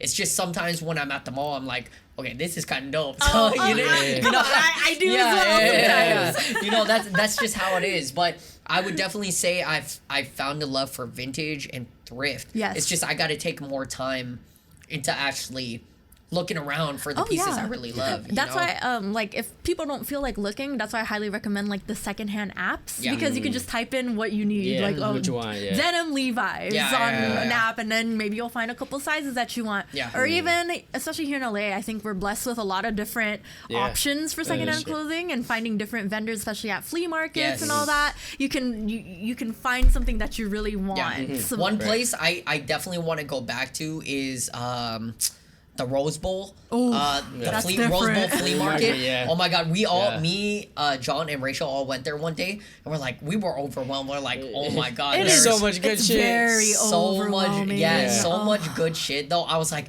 I want this piece out, and then when I would ask, oh, how much is this? Like $100. I'm like, okay. That's just how it is, though, because we all know right now, like vintage is just popping, and you know a lot of. But you could also negotiate. You can negotiate, but that's what we do when we vend all the time. We're always like, everything's negotiable. Remember that. Some people get a little scared because you know they're like, I don't want to say something wrong. But it's good to negotiate. That's probably on me. That even for me, like I'm like. I see a piece, I'm like, okay, this could be worth that much that they say, you know. I don't even bother trying to negotiate. Like I bought this I bought like 2 MJ pieces that somebody had, and they were like $20 or whatever. I was like, okay, that's kind of fair, you know. Cause this piece I've never seen before, you know. But other than that, like there was one piece that they were trying to sell. It was another band tee. I forget what the band tee was. Band tees are expensive. They are expensive. And when I think they said it was like $50-$60. I was like, never mind. I'll go find this somewhere else, you know. But that's just how it is, you know. Like vintage nowadays is just popping. Yes, no, it is. You know, but I would say it's so fun.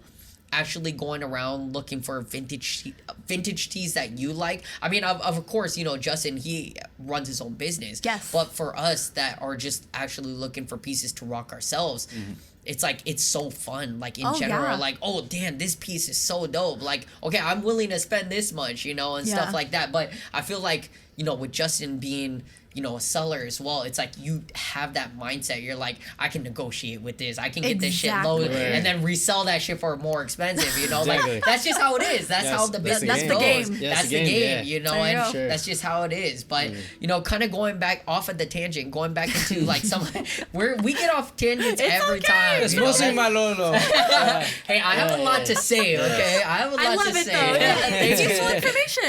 Thank you. You know, one thing I really notice is your designs are really creative. Thank you. How long does it typically take you to come up with like a design, and where do you usually pull like your inspiration from?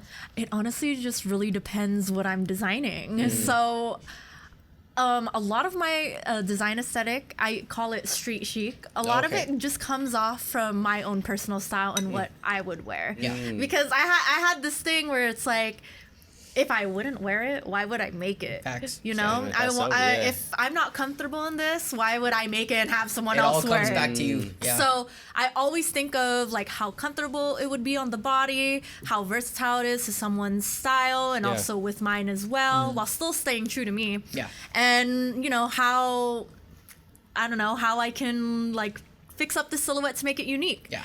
And I think for a design, let's say like, I want to make a pair of pants. I'll think of like the silhouette that I want to do.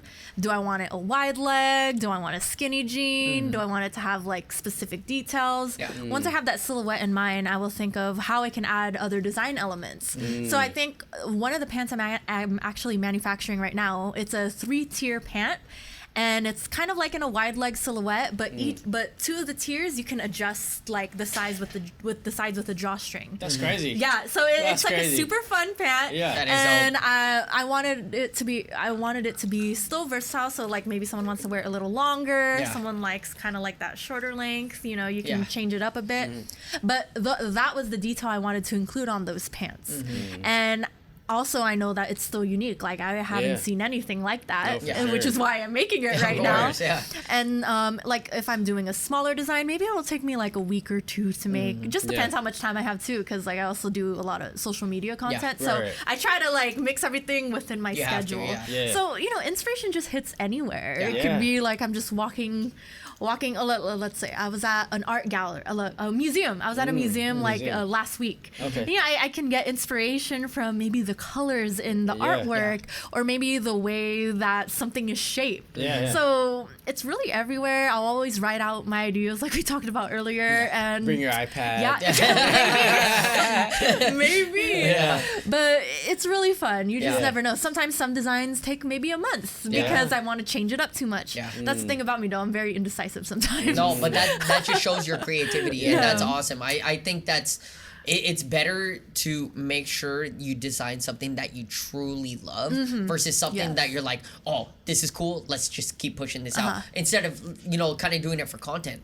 Do something that you actually love yourself. As quality over quantity. Yes, you know, exactly. So that's what I would say. So you're doing it the right way. Thank you. And that's what I've had to like remind myself too, because especially I think like in last year, maybe 2 years ago, I was so focused on pushing out content. I wasn't focusing much on the design. So I think within the last year and a half, I switched up my plan. I was like, you know what, I'll just keep posting my designs. If people don't like this, then unfollow me. Oh well. Exactly. But I'm just going to see what the people want. And so when I had the fashion show back in May, I put out content for it maybe like a month and a half later. And that was throughout that whole month that I was posting content about the fashion show, I gained over 10 million views on videos. That's crazy. And that also helped me gauge which pieces I should manufacture and which pieces I should move forward with and what I should continue to do for my brand. And so that's why social media has helped me out a lot in terms of like just growing my brand and figuring out my next move. Engaging your audience. Exactly. So that's literally what I'm working on now. Hey, let's go. Definitely excited. You know, we're coming to our middle point, but we got to cut it off because we have a game called Artistry Roulette. Oh, we got a game. Yes. We got a game show. We got a game. Yes. Oh, wow. So here on the Artistry Drop, we want to bring something new and exciting to the show. So today we're going to play a game called Artistry Roulette. Here's how the game is going to go. Love the music? Yes. I love it. Sounds great. So you're going to choose a number between 1 and 10, and each number will contain a random question, which you only have 15 seconds to answer. Oh, is it like a quiz? Yes. Yeah, It's like a lightning. Like a trivia, like a lightning about round. myself for people. About yourself. About yourself. okay, It's just okay. a way for people to get to know you outside of your artistry. Exactly. Cool. Okay. So cool. fun questions, you know, you're gonna answer a total of 6 questions, and each question that goes over 15 seconds will cost you a sip of that drink. She's like midway too. Yeah, exactly. Isabel. Okay. Are you ready? Yes. Okay, There we go. let's go. So you gotta choose a number between 1 and 10, but you only could choose 6 questions in total. Yes. 7. 7. What's currently your favorite TV show and why? And the timer starts now. My current favorite TV show is Yes. Manifest. I just Manifest. finished it, but it was such a great show. I loved all the characters. I loved every episode. It was so fun. Okay. Oh, you passed 10 that seconds. one. You're good. Let's go. You're good. You're good. 10 seconds. 10 seconds. Okay, you chose 7. 1 to 10. 1. 1. If you weren't a fashion designer, what would you be doing today? I think I would be a teacher. I would Wow. be like a teacher for kindergarten kids. I love damn. kids. I love working with kids. I love teaching people. And so I Really? think I would be a teacher, actually. Wow, you're good at this. 10 seconds Yeah, again. there 5 seconds to talk a lot, spare. so You're I'm good at this. Yeah, You're you good just at like this. bursting Trust out. me, there have been a lot of people that have failed and needed to take a drink. Right. So We didn't have enough drink to supply them because Oh, they because kept they going over. chug it. Yeah, exactly. So you chose 1 and 7. Go Okay. ahead and choose another one. Let's do 9. 9. If we didn't have social media, how would you grow your fashion brand? Oh, wow. That's a good one. I think I would probably go around LA and try to visit different stores, connect and like just network with people because you never know what people have to offer and what they can do for you. Yeah. That is true. 11 seconds. Wow. You're too good. You're too good. Yes. I was like, oh my gosh, there's more I want to Yes. say, but it's She's okay. been on too many TV shows. Yes. She knows how this game works. Yeah, she does. She Yes. Okay. Okay, go ahead. Choose another one. 10. does. 10. 10. Favorite Filipino restaurant in LA, and it can't be Jollibee's, and why? Oh, Park's Finest. Park's fine. But Park's why? Finest is bomb because I love their brisket and I love their cornbread as well. Oh. Damn, Wait, 6 seconds. Where is this at? Because we might need to try it. Is it on? Is it in Cerritos? Temple? Temple. Right here on Temple. I don't know the cross What's it called street. again? Park's Finest. Park's They were Finest. also on a TV show as well. Really? Diners, Drive-In. Park's that Finest. one. Definitely gonna have to We've check been trying that to out. look for some good So Filipino good. restaurants. I Yeah. haven't been there in a while, but I remember like I used to go a lot with my family. Yeah. And it's like it's small, but I know the restaurants pop in. Like when Okay. I've gone, it's always busy and Yeah. it's bomb. Okay, we're have gonna to. have I to love try it it there. then. We We're gonna have have to. to try it. All right, you've answered 4 so far, so 3. 3. Okay.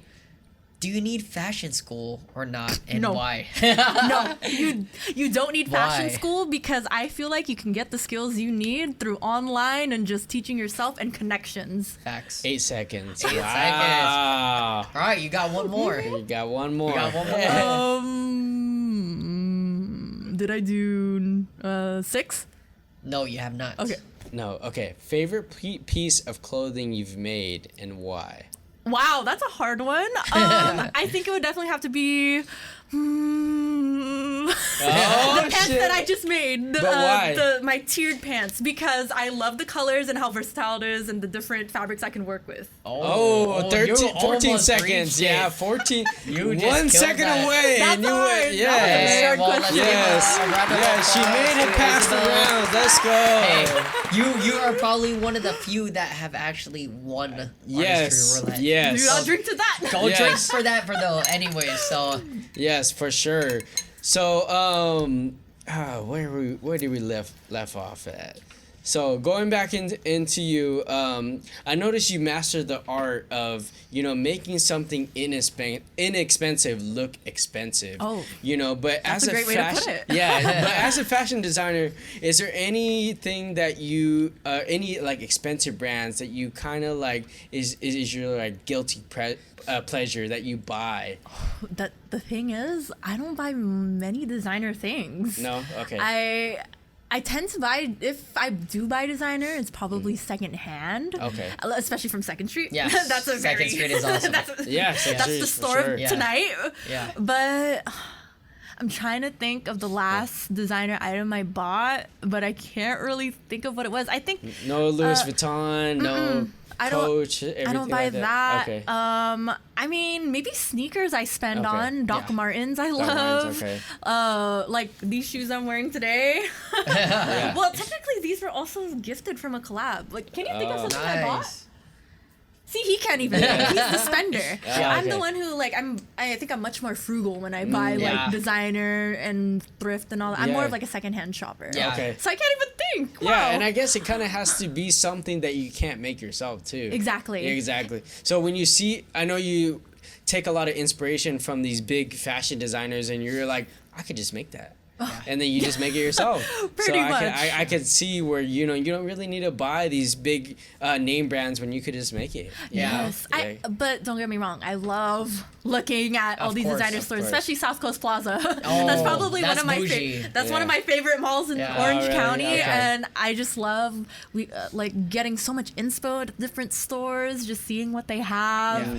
You know, wishing I can probably afford it. No, I definitely agree too, because when it comes to sneakers or shoes, you won't find a lot at a secondhand store. It's hard for me. Yeah, no, I mean, I think in general, like, I've gone to Second Street.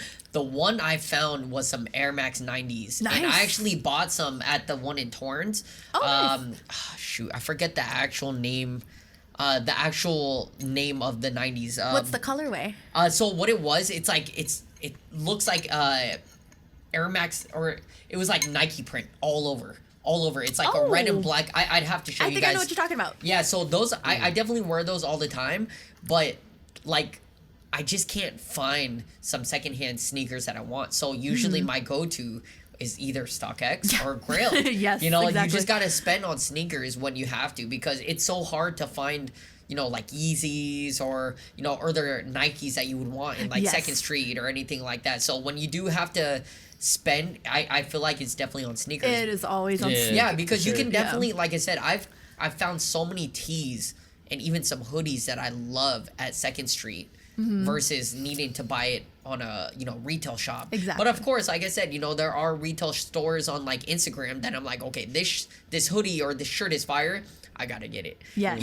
But yeah, sneakers are hard to come by, and like I said, it's just something you're gonna have to look for resale. Especially if you have a common size. If you have a Facts. common size, like you cannot find that at That's a the Goodwill. thing. Exactly. I have a common women's size of 7.5, so that's impossible at a lot of thrift stores. Yeah, so I would definitely say like sneakers are hard to come by when it comes to secondhand. Yes. So, but when it comes to clothes, guys, if you live in SoCal, go to Second Street. Yes. Not an ad. Go to Second Street, because like I said, I actually like Second Street because they actually do have a lot of dope shit that, like, I've been to the Goodwills, I've been to all their other secondhand places around SoCal. Yeah. Second Street actually has the shit that I like, because I do like the Bape, I do like the Supreme and some of the other designer clothing, and they actually have them. Versus like if I was to go to like Goodwill, you're not gonna find that kind of stuff there. Right. And Second Street is much more curated. It is. They try to find things that they know their market is gonna sell. Yes. Want. Yeah, definitely. Yeah, so and if you want to come to 3rd Street, come to Artistry. Because my Lolo is here 24/7. Yes. So moving forward, we were at the Campus Couture fashion show, and we saw. Yes, we were there originally. We were there because Rachel was the judge. She was the judge. So of course, going there, we're supporting her and everything like that. But she did an amazing job. She did. I was proud of her too.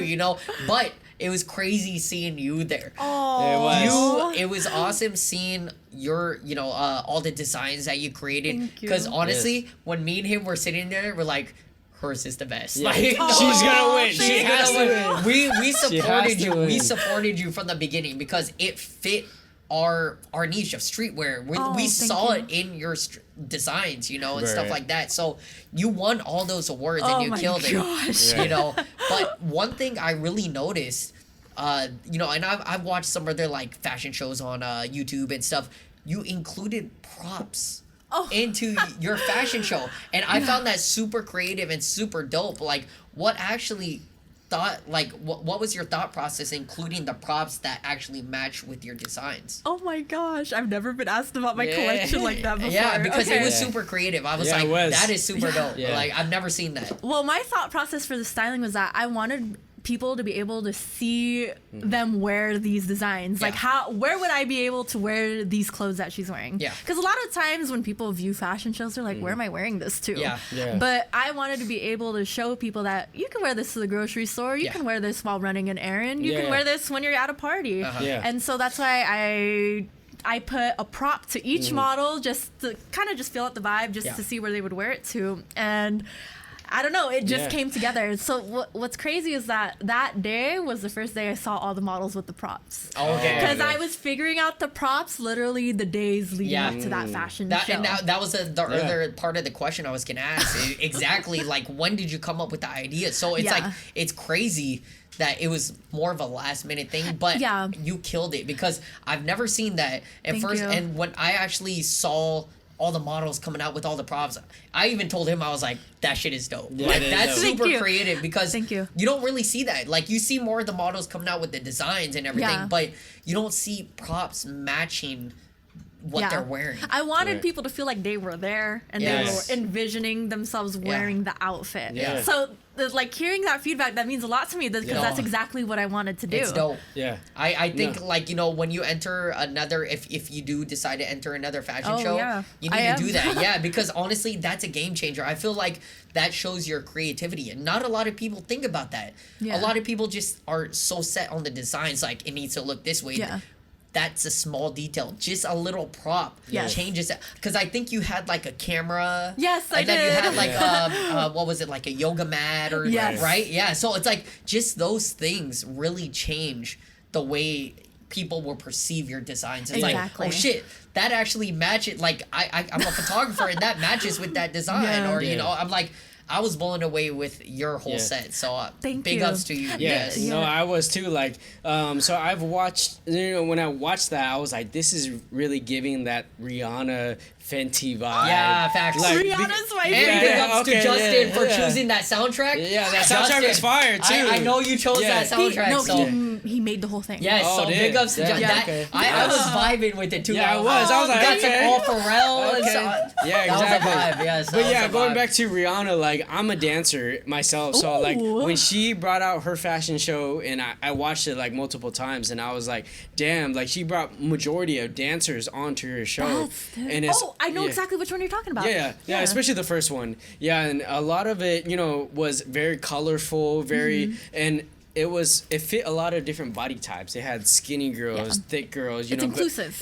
Yeah, exactly. And it really felt like homey, you know, it really felt like, you know, anybody could wear it, and that's exactly the vibe that I got from watching yours as well. And especially having those props and, you know, of course Fenty, you know, she's on a whole different level and stuff like that, but I really see you going into that route because everything that you were doing was like comparable. I'm like, damn, super colorful, super enjoyable to watch, especially with the soundtrack, but also like it's very comfortable into where like it fits any type of style. It's really like a lifestyle fit, you know. Because I feel like each design was within my aesthetic, but also people can also interpret it in their own way. It doesn't matter. You don't have to be streetwear. You can style it in any direction.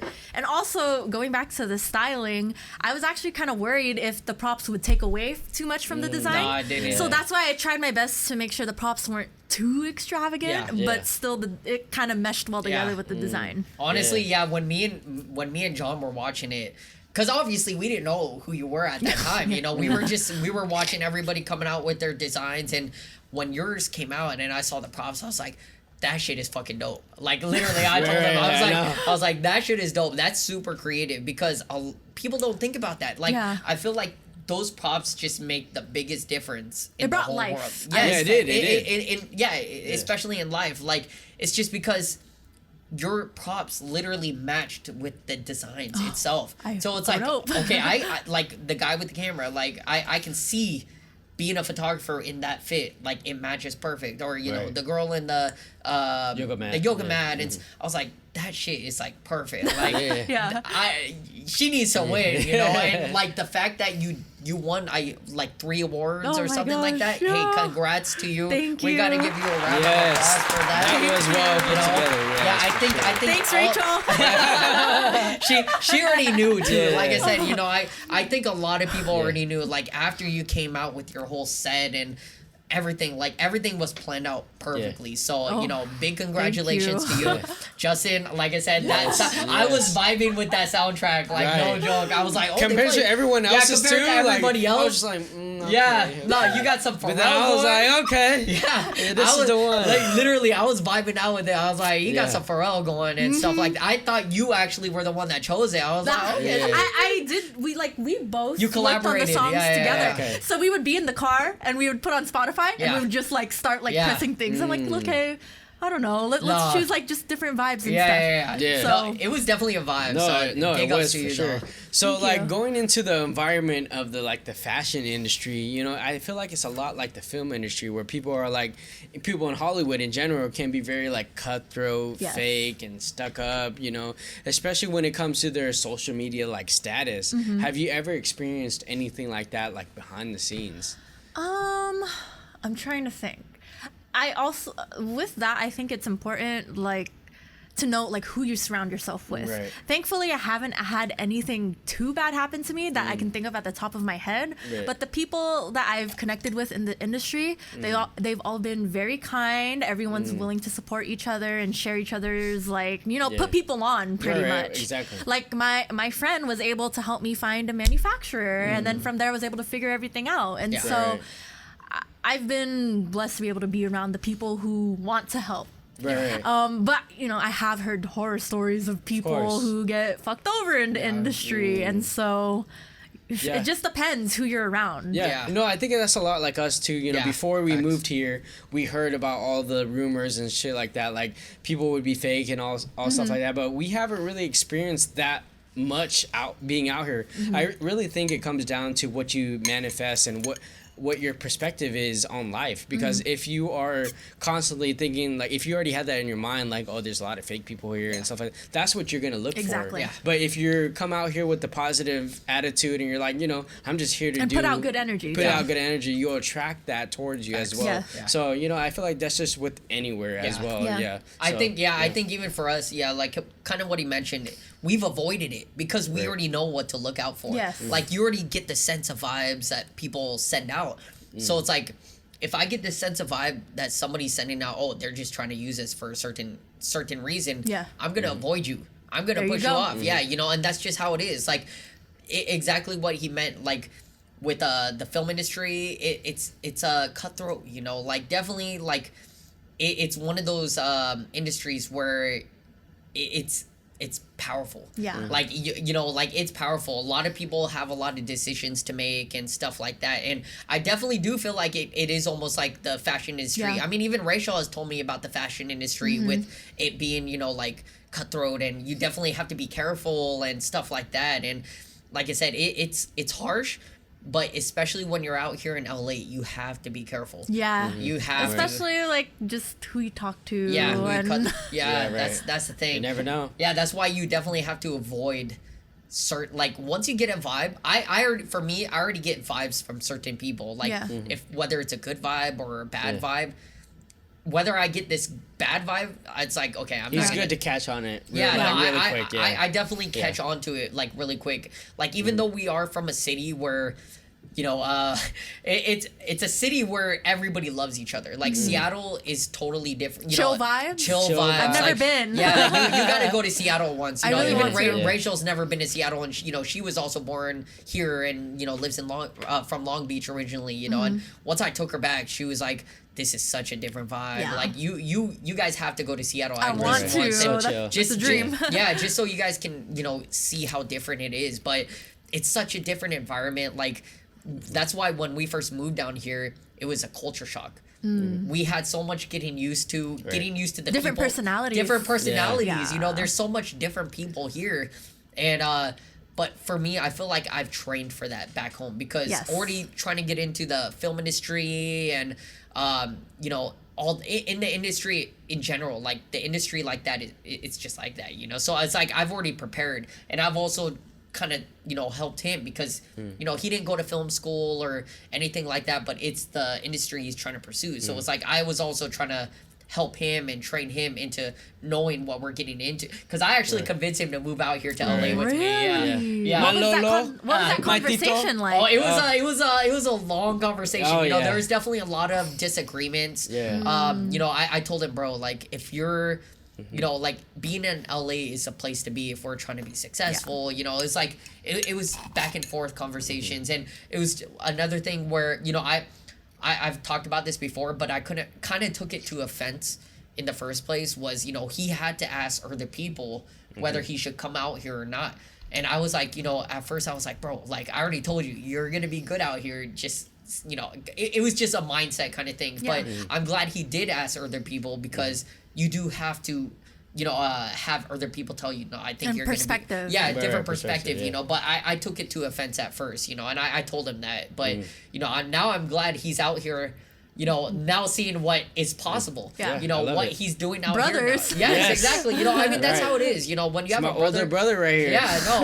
When you have a brotherhood, it's like, it's one of those things, I was literally trying to take him on my back and be like, bro, let's fucking go to LA and let's do it. So I'm glad now it's like he has seen this different perspective of being out here in a city where it may be super brutal, but we can survive. As long as you can make it. You can make it. You just got to take the right precautions and know what to look out for, and so you don't get like fucked over. Exactly. Because it happens out here all the time. So I'm glad he he knows what to look out for, and and we've been doing good. So that's good. That's good to hear. It is. Like I said, 4 years in the making. 4 years in the making. 4 years in. That's amazing. Yes, let's go. Thank you. Yes. Moving back into yourself, like, who, because everybody is always going to have some kind of person that they look up to as far as fashion, like, and you kind of did mention, but is there any more, like, who has been probably one of your biggest inspirations when it comes to fashion design? That's so hard. Because there is so many, There is so many, but I think a lot of just like street style icons, like Rihanna is probably my biggest one. I hope to maybe see her in one of my pieces one day. That would be awesome. That would be awesome. I can see it. I can see it too. Yeah, Alayli May, of course. Like, she's big in the streetwear industry, especially here in LA. I have her shoes, especially her collabs with Nike. Who else? Like, I have like influencers that I follow on Instagram. One of them is Janelle V. That's her handle. Her name's Janelle. But I love her outfits because they're super colorful. She has that great mixture of femininity while also like, still has that streetwear side to it, which is really nice. Also, another girl I follow on Instagram, her name is Alani. Her handle's was good, and she's in New York, and she also does a lot of different, like, that same thing of meshing like feminine and streetwear together. So I don't know. I feel like a lot of different people inspire me, but those are the ones I can name off the top of my head. You know what? That's gonna help us, because when we post these reels, we're gonna tag them. And we're gonna make that shit happen. Let's go. Manifesting into the future. Let's go. Let's go. You never know, because reels, TikToks, they can take you to a different place. They can. These people that you just mentioned, they may see this, and we'll see. We'll see. Let's go. We'll see. You never know. Never know. So going back into you, I think you're a very positive and like outgoing person, and the passion you have for fashion really reflects into the clothing that you make. But has there ever been a time where you like struggled with your art or life in general, and how did you overcome that in general? Yeah, I mean, I feel like as fashion designer, any creative can relate. Like, you will have your up days, your down days, or even like weeks or months where you just feel uninspired. I think the one time where I really had to kind of just take a break and step back, I think it was just like last year. And I made this video of upcycling like my aunt's dress. Like, I just took off like the lace top because I didn't like the way it looked. It reached like over 1 million views. But the amount of hate that I got, they were like, this is so ugly. What the fuck did you do? Blah blah blah. Like, oh, as a fashion historian, I think you shouldn't have done that. I was like, what the fuck? It was just like a slip dress with a lace on top of it. Relax. Right. But I mean, like, it was just annoying because that video was getting so much traction. Right. It wasn't even a design video. It was like an upcycling video, you know? Yeah. And like people were just commenting like so much hate on that. They're like, oh, tag me when she wears this again. Let's see if she really wears it. But it was just super annoying. And Toxic, I had to step back from social media for a bit because of that. Because I was like, what the heck? Like, I'm not gonna post for a while then because you guys are annoying. But I mean, that's one thing. And also, whenever I have to take a break, I don't know. I just try to get off social media for a little bit. Make sure that, I don't know, just reset. I think resetting is important every once in a while because it's easy to get burnt out, especially when you keep on creating. If you're creating consistently, sometimes it's just hard to keep it going sometimes. So that's why it's important to take care of yourself, take breaks when it's needed, stay off social media if you feel overwhelmed. And I've learned the importance of having those breaks too. And it does make a difference in the way you come back and create. Yeah, no, for sure. Yeah, no, I like, trust me, I went through a creative burnout just last year, and oh wow, it sucks. Like going through a creative burnout to the point where this is something you love and you love creating, but it does get to that point where you're like, you know what, it's making me tired, you know. So I took about, I think, almost 3-4 months off from creating anything. Just, you know, me and Rachel kind of just going out and relaxing and enjoying, and it was nice. It's what you need sometimes. You do need that. And then it got to the point where it's like, I miss this shit. I got to get back into doing this shit. And pretty much once I got back into it, it was like, you know, we were already starting to talk about doing the artistry drop and getting this shit going. And, you know, like I said, I've been loving this, and I'm just hoping, you know, I really don't get into another creative burnout because we are doing so much shit, you know, like we're doing this, we're doing the theme park stuff like we talked about. I got my full-time job at the Oscars, and, you know, so it's like, it's a lot, you know, so I'm just really hoping I just don't go through that, because creative burnouts are the worst thing that can ever happen to a creative person. Yeah. You know, and that's why I said, like, I feel like to avoid creative burnout is you do have to go out and take those breaks.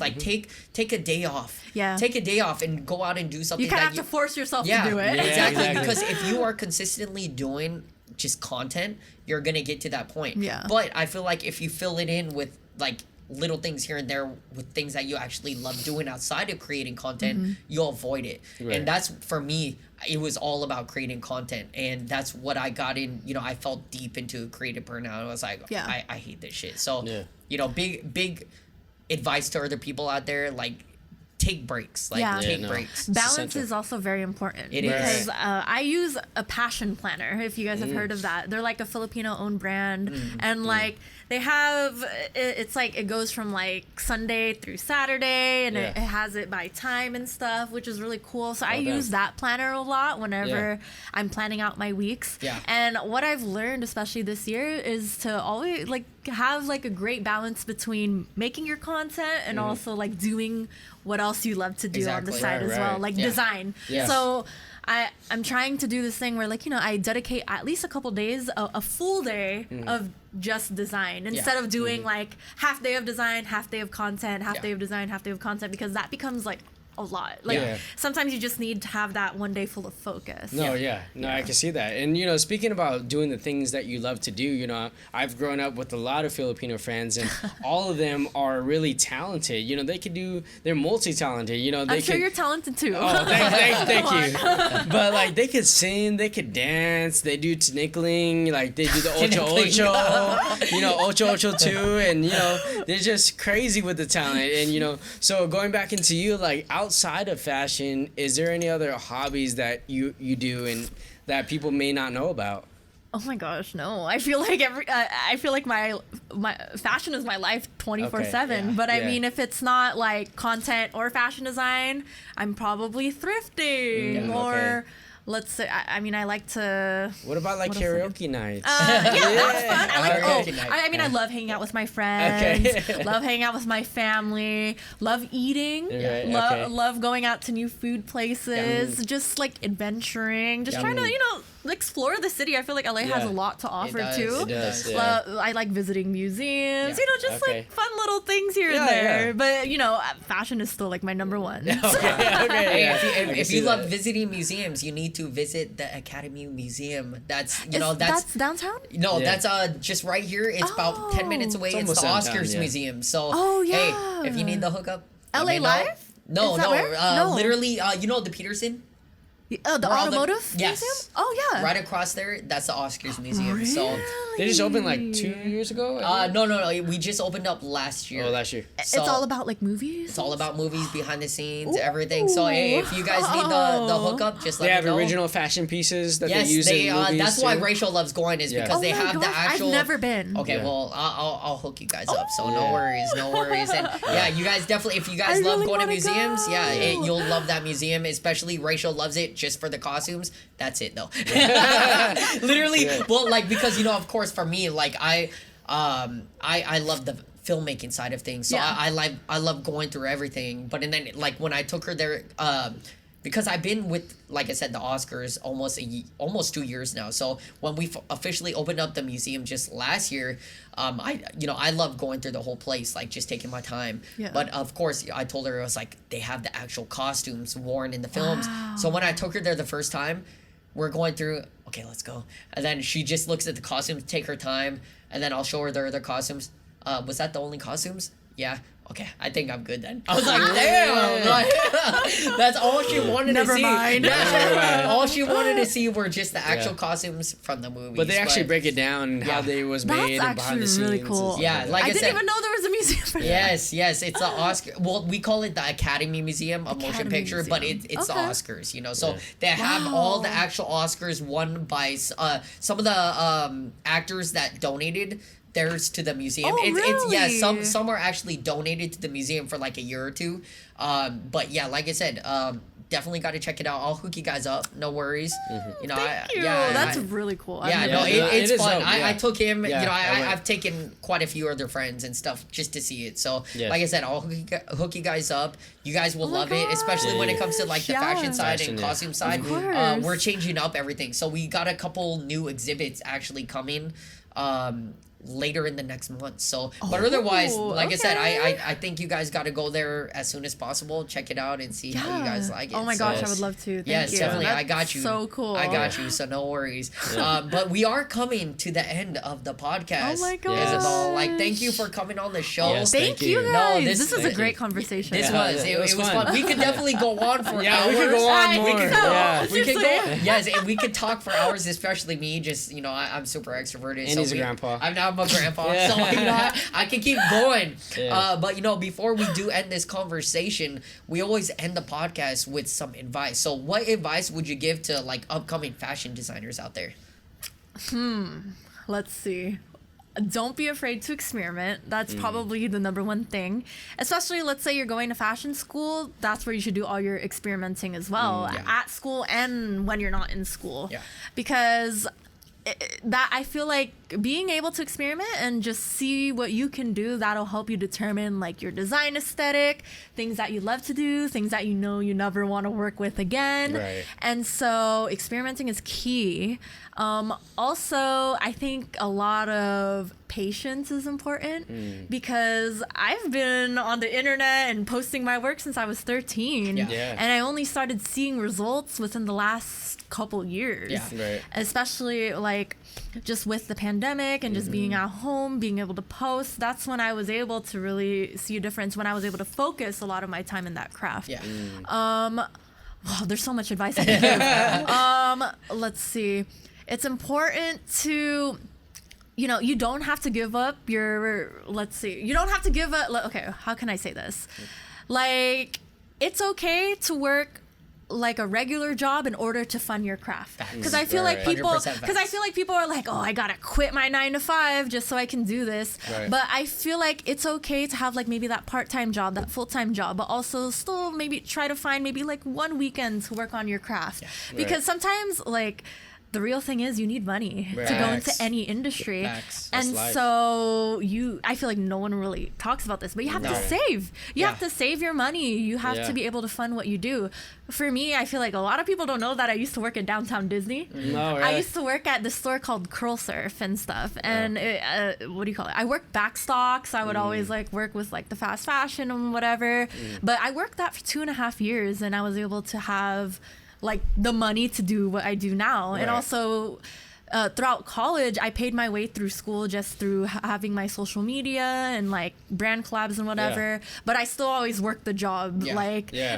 that helped me fund what I want to do. So now that I'm graduated from college, now I'm able to pursue that full time because of the money I have saved, you know? Right. So don't just quit your job and be like, okay, I'm gonna do this full time. Yeah. You have to think realistically Yeah. Yeah. because it's not easy Yeah. when you It's not. don't have money. Facts. And Sure. especially if you don't come from a rich family or whatever, like Right. you really have to plan it out. Right. Also, it's important to make goals, set your goals. You don't maybe have to necessarily reach them by a certain time, but as long as you have something to look forward to and something to work towards, that'll Right. help fuel you. Yeah. And again, like celebrate your small wins Right. because, people may think, okay, once I reach this thing, then maybe I'll be very, very happy. But, That's there's it, still like yeah. more work to do as you keep course. going. But also just make sure that, you're appreciating that journey you're on. I think that's very Right. important. And I get one more piece of advice, I guess, is to just remember why you're pursuing what you are doing. Especially with fashion, I feel like people learn how to sew and the next day they're like, okay, who wants to buy this from me? Yeah. Right. Like people are quick to monetize what they want to do, and Right. you don't want to do For that sure. because you want to at least fall in love with your craft, fall in love with sewing and Right. fashion and all that before you want to look for the money and try monetizing, because that's one of the reasons why you can get burnt out really Oh, yeah. quickly. Yeah. And sorry, one more thing. You're good. Because I know how it is to be in the position where I had no one to look up to and no one to ask. Right. And so I hope whoever watches this is like, Yeah. okay, hopefully I get some advice. Yeah. Right. And another piece of advice is to just keep creating, keep writing down all your ideas, document everything, because it's nice to see like your design from day one to your design Yeah. now. Progression, And yeah. so, just be fully immersed in your process. I gotta and give you a journey. round of applause because That was the best speech ever. Yeah. And another funny thing that you mentioned, downtown Disney. Rachel worked at downtown Yeah. Disney too. Where? Yeah. I worked at the actual like Disney company. Oh. So I was at World of Disney, Wonderground, Disney Vault when it used to be open. Oh my here, and then gosh. East Street. Yep. So this must be a fashion design thing. Yeah. Like, I guess so. all the fashion designers Yeah. work at downtown Because Disney. I noticed that the job that I chose, it was so flexible with my schedule, and I was able to work whenever I want. I could work one day if I wanted to per Yeah. week, but I try to work as much as I Yes. can. But also, like, I don't know, they were just flexible. That's Okay, awesome. damn, that's crazy. I would say my favorite thing that you actually mentioned, because you are right, a lot of people don't talk about this, is you gotta have a job. Yeah. You have to have a job to fund what you guys are trying to do. Yeah. This is what we've talked on the artistry drop quite a few times is, guys, don't be afraid to talk if you have a full-time job. Yeah, maybe Right. Yeah. you do create content, but don't be afraid to say that you have a full-time job. Everybody has some kind of full-time Yeah, job. there's Right. nothing wrong with it. There's nothing Exactly. wrong. Like, I mean, of course, for me, like, like I said, I work for the Oscars. I love working for the Oscars. It's what I've worked hard to get to, Yeah. being in the film industry. But like I said, there are just some people where it's like, they know they're morely just trying to create content, and they try to stay away from saying, oh, make sure you guys also have the full-time job. So I Yeah. love the fact you mentioned that, because Right. almost everybody, like literally everybody that's come on here has not mentioned that. Well, Yeah, because for people sure. think like it's so easy. It's not. not easy. Yeah, it's like, not. And I've had to save my money like hard just to be able to. This is just- reality, Exactly. guys. Exactly. Like, we're- I don't know. People think it just happens like that, No. but it doesn't. Yeah, It and really one thing doesn't. that we really learned about being here too, like we have all these like big following, influencers, or they have the check mark, and a lot of people think that they're doing this full time, Yeah. from what they post on social media, but in reality they just really have a 9-to-5 job. That's it. And Exactly. still trying to pursue what they moved here for. Yeah. Exactly. You know, I mean, stuff do you like think that, we afforded this all from artistry job? Like, no, guys. Like, we literally work our full-time jobs to be able Right. to afford rent, afford all the things Yeah. that we want. And like I said, I'm fine with it because I love working for my full-time job. But of course, the goal, the dream is always to make what you're doing your full-time job and Exactly. be able to afford, you know, like paying whatever you're doing out of your pocket Until it like blows that. up, Until yeah. it blows Exactly. up. But Yeah. yeah, reality is, guys, you do have to have that full-time job unless Yeah. you have Right. some rich-ass parents Yeah, that Exactly. just pay for everything that you want. Yeah, like right now, I guess like my part-time job is technically making content. Yeah. Like that, And you can make and money I from love the what content, I do. yeah. I Yeah. love what I do, but also Yeah. it's like, dude, I wish I also had like full-time for design. Exactly. But the thing is, I had to find that balance between making this content and design, so I can Right. fund the design. Yeah. Right. So No, don't quit that's- your jobs yet, guys. Exactly. So that's one. I really appreciate you saying that because Yeah. Yes. nobody else has ever mentioned that. Like, For sure. of course, you know, a lot of people are just kind of scared to mention that they have a full-time job Yeah. Mhm. because they just want to be known as, oh, I create content full time, but it's not the case. Yeah. And we, Right, right. of course, like we know that, and Yeah. you know, it's just everybody, you know, they. With whatever content they're trying to create, they're trying to keep that image. And Yeah. Keep that it- persona. Yeah, keep that persona, Yeah. and it is what it is. So, like I said, thank you for actually saying that No, because And of being course. real. being real. Yes. Yeah, 'Cause you're I a know. real one. Yeah. You're a I real know one. the Yes. struggle. Yeah, Yes, no, for thank sure. you once again. We also end it with any shout outs. Are there any shout outs you'd like to give to our viewers out there? Oh, okay. Let's see. Shout out to you guys. Oh, Thank Shout you. out to Rachel. Appreciate it. Let's go, Rachel. Let's go. Shout out to my family, Yeah. Justin. Justin with the Let's soundtrack. go, Justin on the soundtrack. No, but Yeah. Justin Justin has on helped. the I beat. know. I know Justin has helped you a lot, especially with. Yeah. 100%. Yeah. He's my +1 for everything Let's too. go. Plus one. Hey, Justin. But yeah, he's helped a lot. Yeah. I mean, Yeah. all my friends who have supported me, and then just people who have followed me from day one, or if you you followed me yesterday, Yeah. like Yeah. it really means a lot to me Yeah. that people like resonate with whatever I post. Yeah. So Right. Facts. shout out to everyone out Big there. shout out to Let's everybody go. out there. Where can everybody find you on social media? Yeah, you can find me at Isabel Hilado on TikTok, on Instagram. I mean, I don't really use Facebook. You can like my page if you want. Yes. My website is isabelhilado.com, and my brand page is Hilado Official, and I hope to have my brand up by hopefully early next year. That's what I'm aiming for. But yeah, Okay, definitely let's go. sometimes next year. Let's Yeah, go. yeah. And Soon. everybody, we're going to put all her links, all her social media in the description box below anyways. Yes, sir. Isabel, thank you for coming on the show. Thank This you was for definitely having a me. great talk. This was Yes. super fun. And like I said, I'm excited to see where you go in your in the future with your brand Thank and you. Yes. just in general, So Might have to have you on for a part 2. yeah, Hey, no, why not? yes, I we would got. love Hey, to. no, Yes. we have talked about bringing people on for another part 2, just to Yeah. show the progress, the Yeah. growth, and everything like that. And of course, Well, we let me already- know. Yeah, Yes. no, like I said, we Yes. already know you're gonna be somewhere else in the next year. So Right. definitely gonna have Thank to you. have you on once again. But Yes. yeah, thank you for coming on the show, Yes. the Yeah. Artistry Drop, guys. We hope you enjoyed this episode. If you're not subscribed to our YouTube channel yet, it's Artistry Drop. If you're not following us on Instagram, you can find us at the Artistry Drop. And if you prefer just listening, you can stream all our episodes on all major podcast platforms. And we'll see you guys on the next one. Woohoo. Peace. Bye.